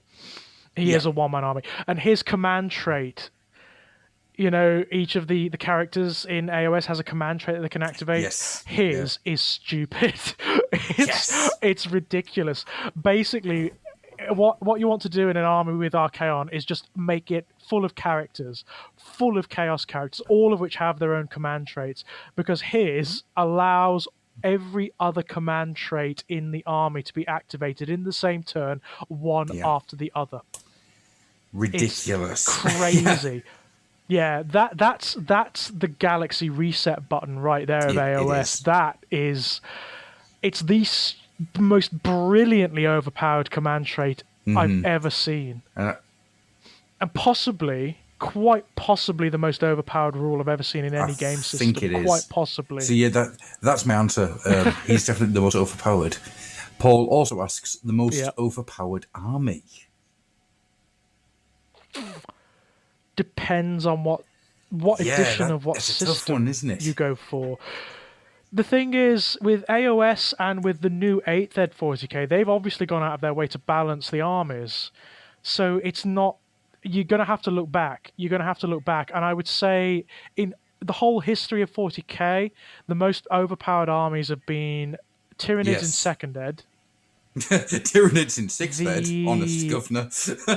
Tyranids in 6th Ed. Warded. The Grey Knights in 5th and 4th Ed. The 3.5 Chaos Space Marine Codex in 3rd Ed. And in the last edition, for 6th and 7th Ed, it would have been the Craftworld Eldar and the Space Marines. Without a shadow of a doubt. Craftworld Eldar above and beyond anyone else. They were nightmarish. I would also say in Age of Sigmar, as much as I love them to bits, the Iron Jaws. The Iron Jaws are good. Meat grinders.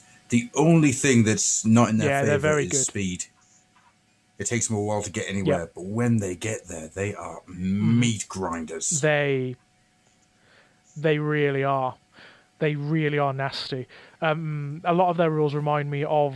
they've been carried over, which I really like, into the index. Orcs in 40k, which I really like. I only read recently their morale list, their WAG special rule, which basically means that you treat the leadership of units as the number of models in the unit. Yeah. That's mental. It's madness, isn't it?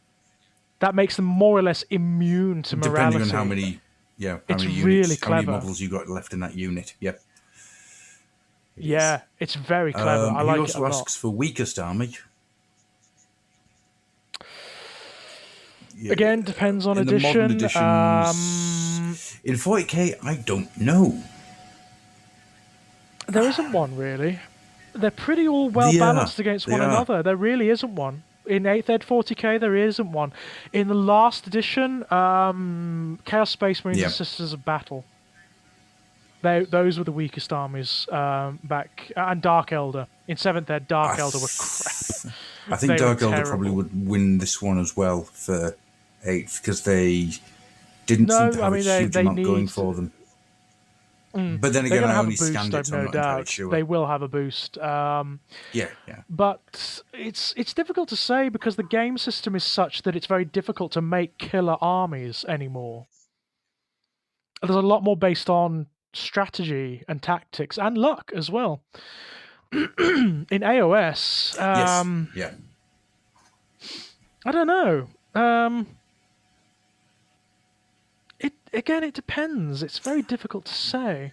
The Flesh Eater Courts? They are. I mean, they've got some stuff going for them, but some of the builds that you can do with them don't seem to have... No, they're more of a fun army than a hard-hitting one, aren't they? The Flesh Eater Courts. Seraphon, just because it'll upset some of the listeners. There we go. Seraphon. And then finally, Paul Anderson asks, Nurgle, Zench, Khorne, Snog, Marry, Kill.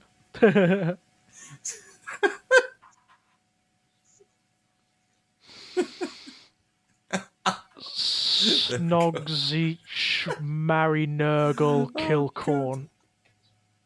He also says, I did not include Slaanesh. You see, Nurgle would make a great spouse. All of them in that one. Yeah.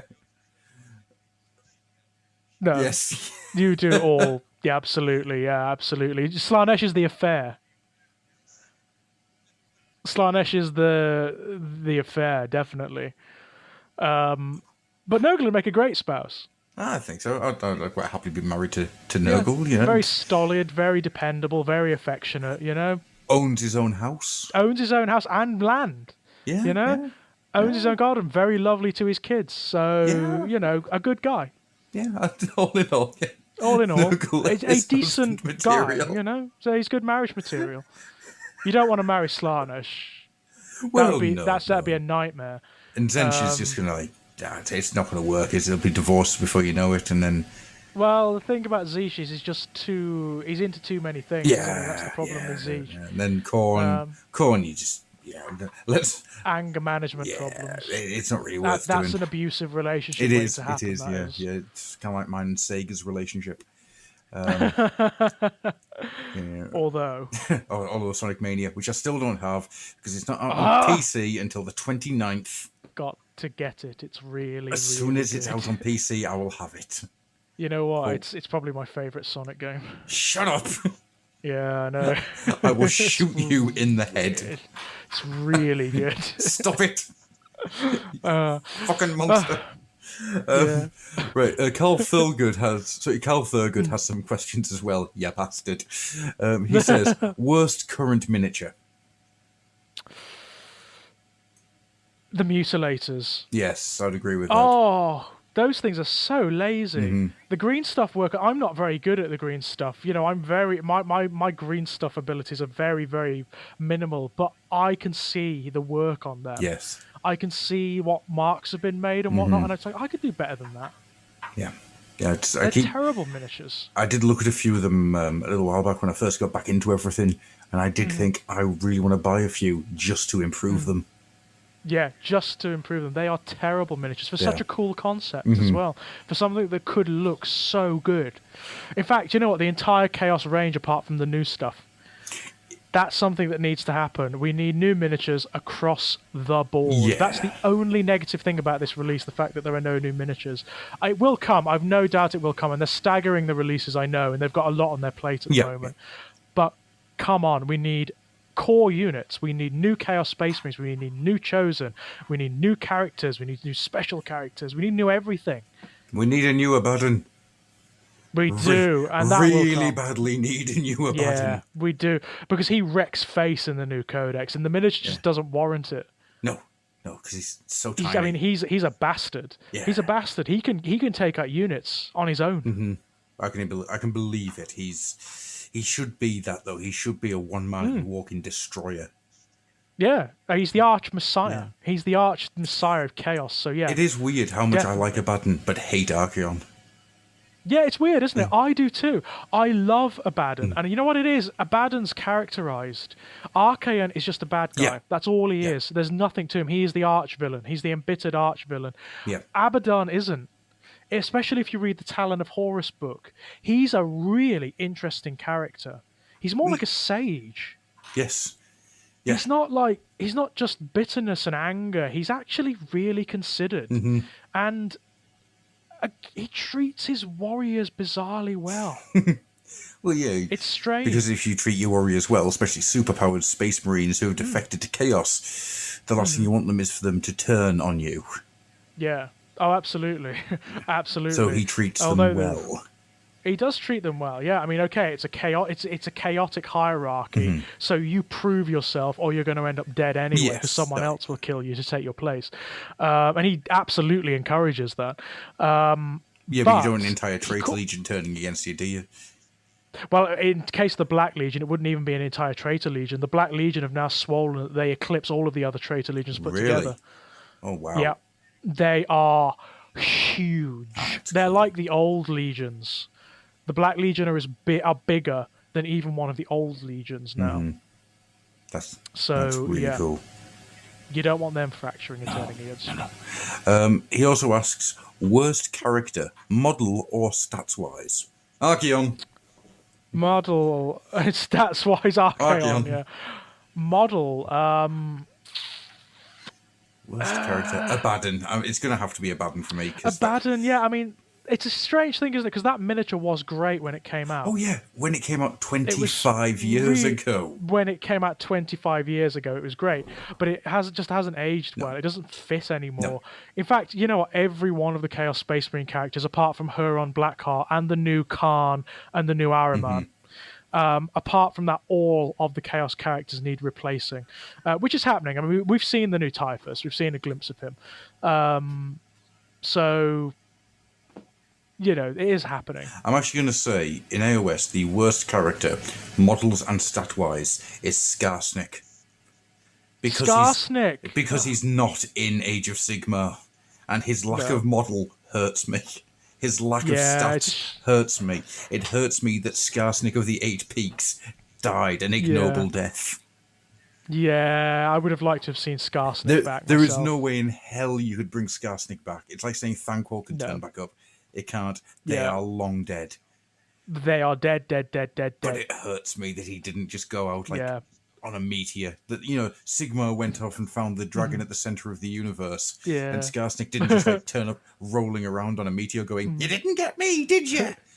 Because Skarsnik is my boy. He is amazing. Yeah, I kind of feel the same way about Egrim van Horstman. Do you remember him? Yes, holy shit. Yeah. He was a fantastic miniature at one time, but he's got such an ignoble end in the End Times books. He tries to absorb the power of light, the wind of light magic, and it doesn't work. It blows him up. He just goes pop. Hemlik Kemmler. Oh, I love that miniature is fantastic, and I love it. So basically, Carl, you're the worst characters are the ones who died in the End Times and aren't in Age of Sigmar. Yeah, pretty much. Because their lack of model hurts me. It actually does hurt. Their lack of presence. I would definitely like to have seen Heinrich back because I love him. Oh, he was so great. One of my favourite characters. I love the fact that he, for half of his life, he's this demented, deranged old man. And then he gets his sanity back. He's gifted his sanity back, and then he's still a horrible, deranged old man. It just so happens that he's got necromantic powers. I just like the fact that he just dribbles and throws and pukes and he's just cool. like raising skeletons as he's doing so. He is a proper tramp, but with necromantic powers.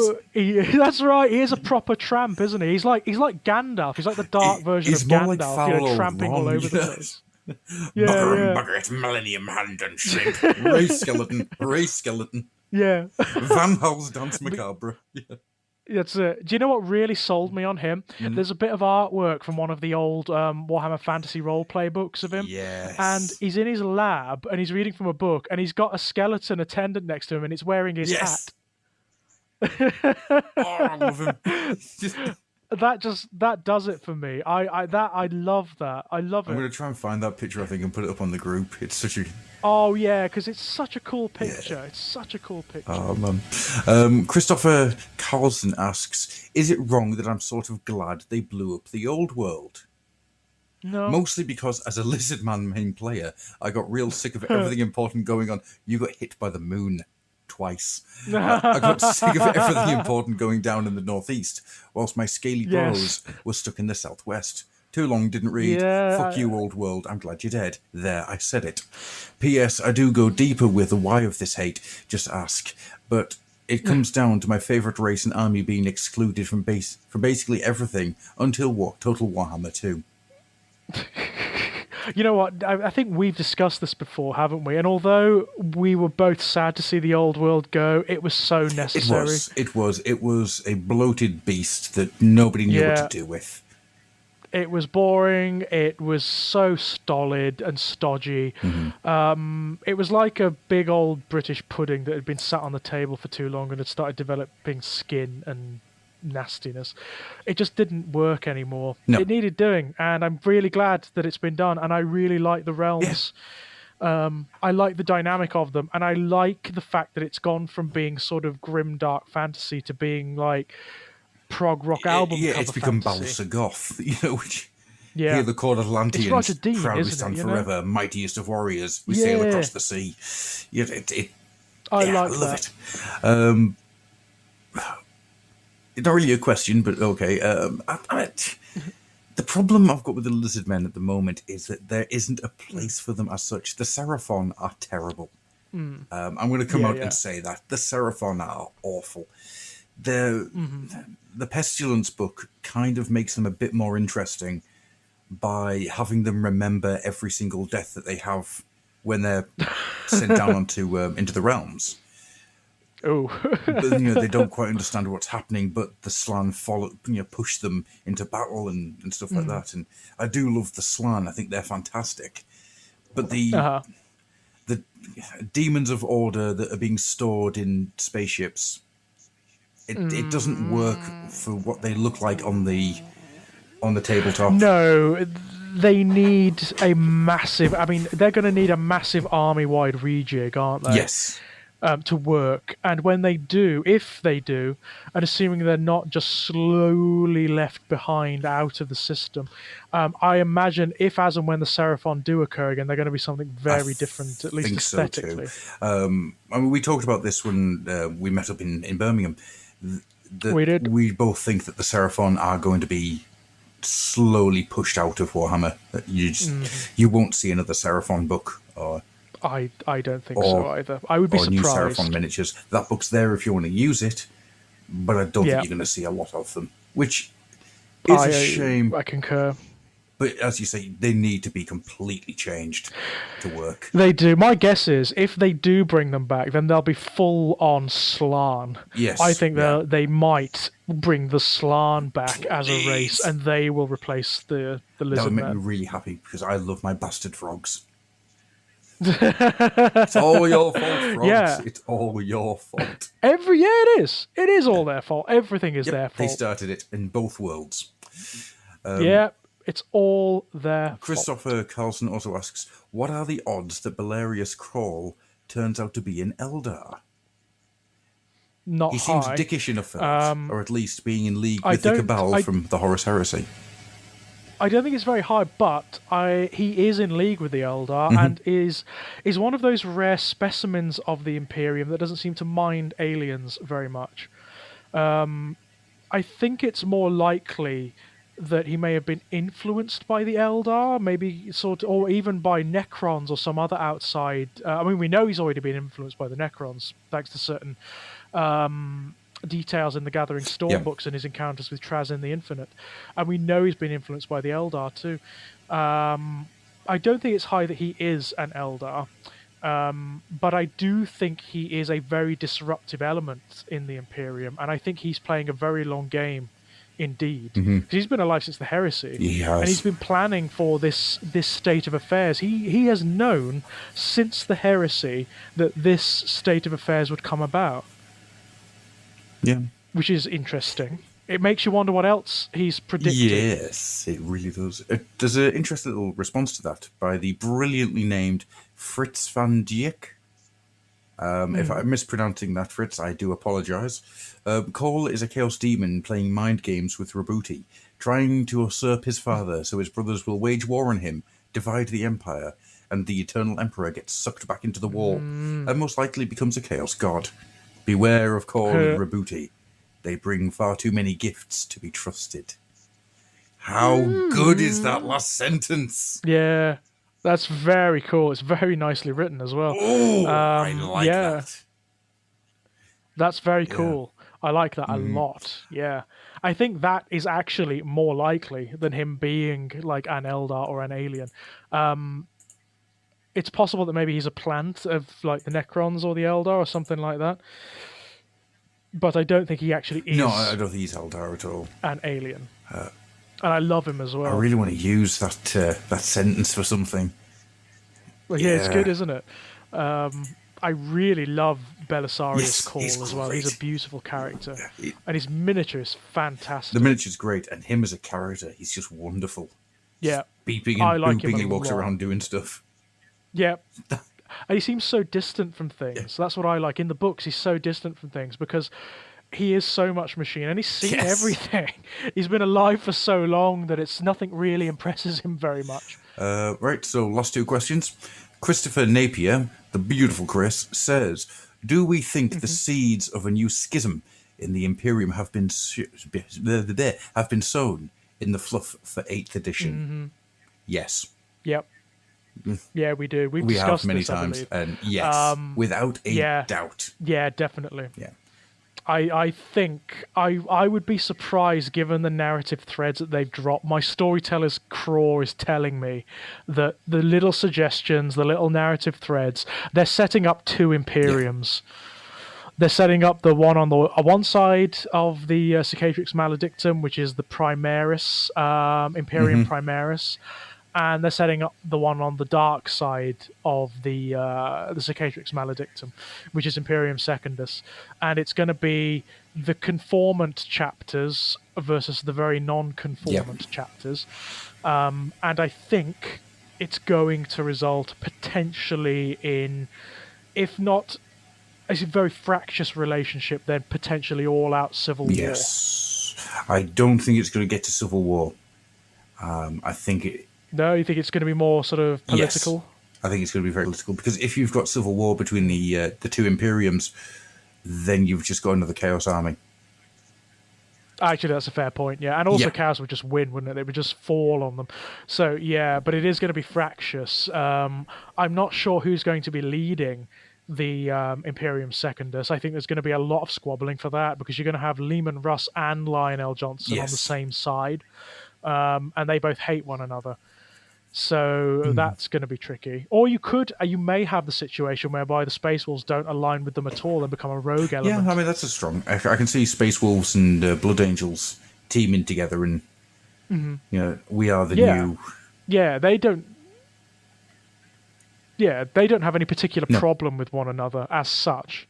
Although... it's certainly something that was almost set up in the War of Magnus. I mean, you did have the Dark Angels bombing Fenris. True, yeah. Yeah.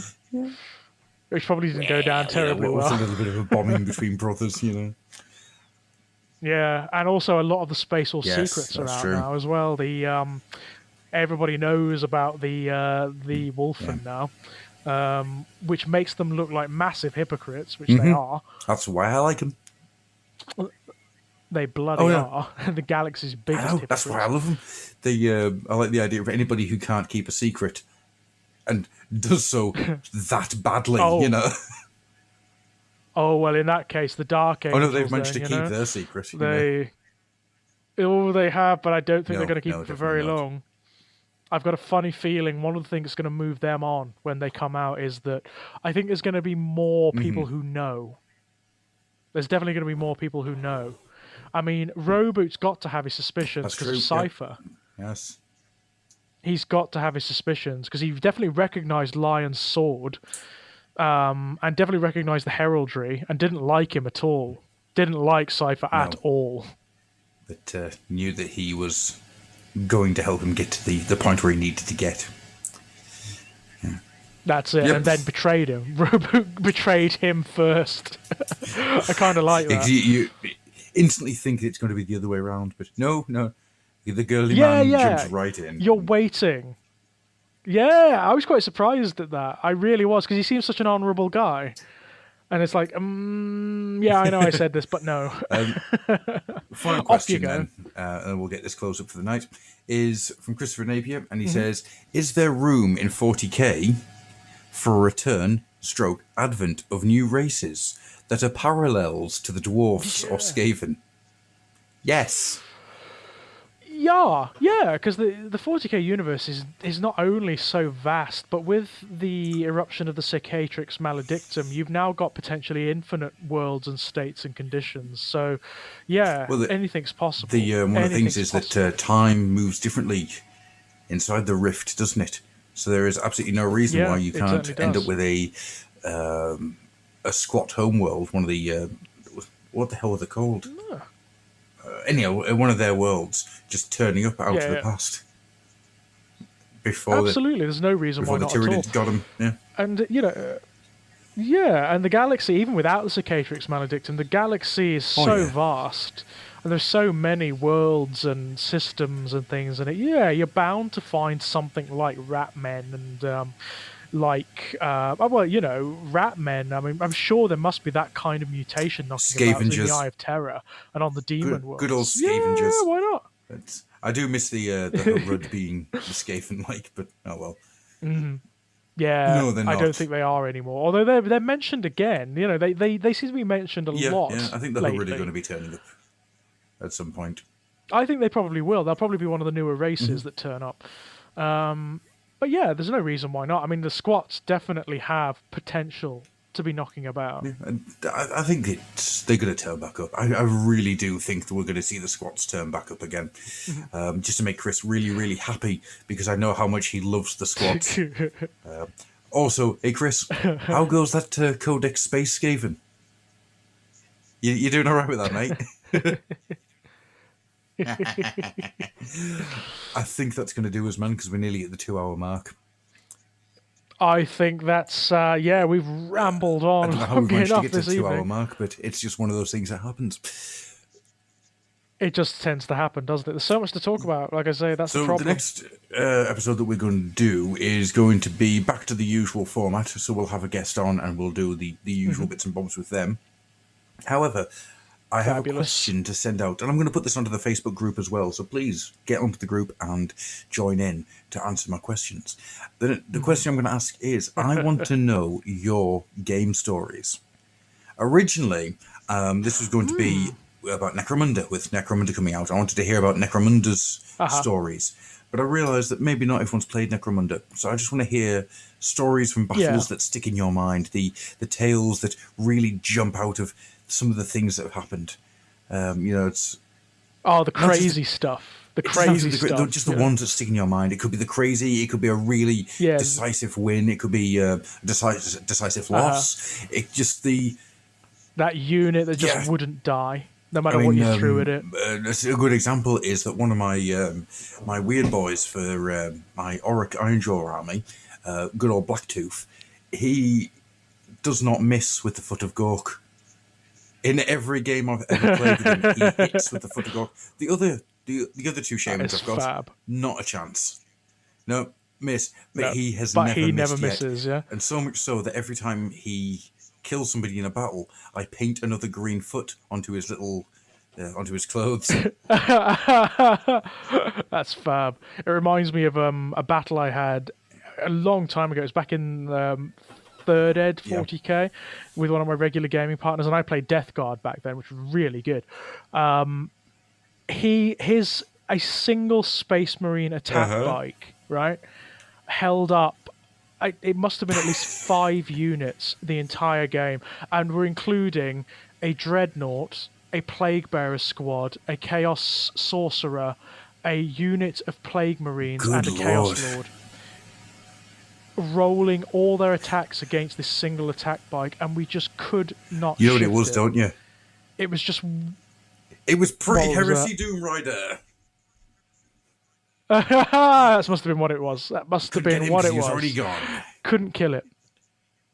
The hero of the battle, and it became to the point where I just forgot about the battle, and I was just fascinated by this bike by the end, and I was ignoring all the mission parameters and just chucking everything at it, trying to kill it.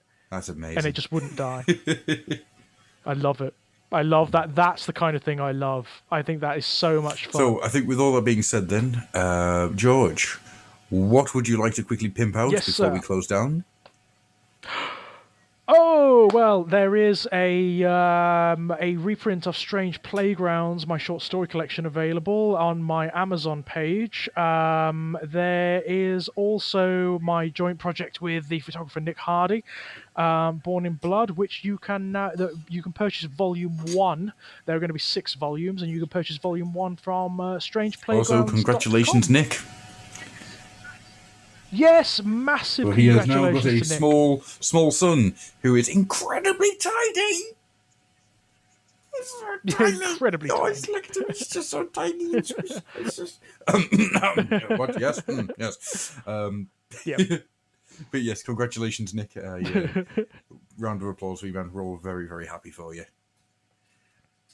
Absolutely. As for myself, you can find my work here. You can find it at youtube.com/Grufflock. You can find it at rivetedsounds.co.uk, which things have been a bit quiet on there of late because I'm busy with the day job trying to make money. Yeah. That annoying stuff. I wish it was you even to know? buy nice things. It's not. It's just to get the bills paid.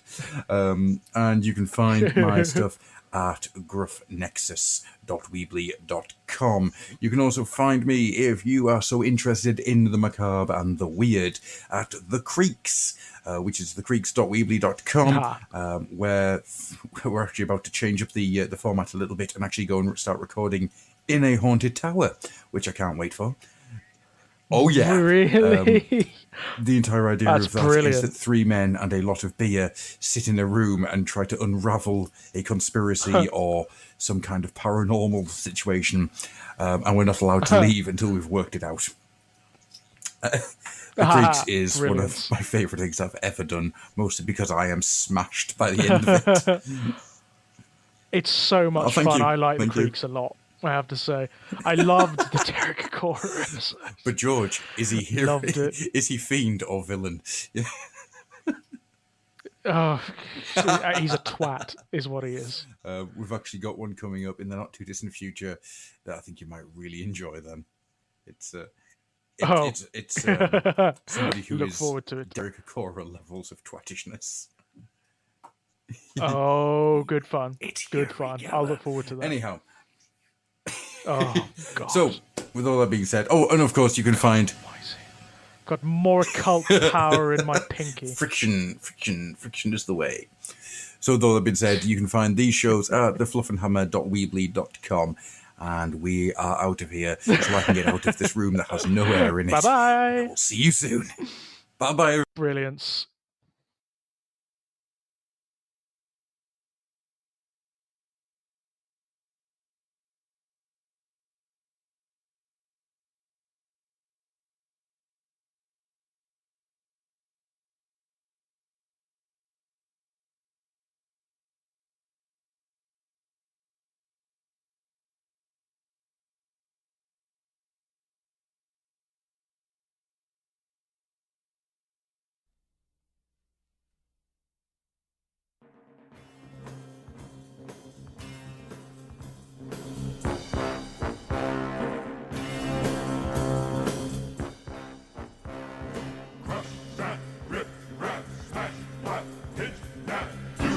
My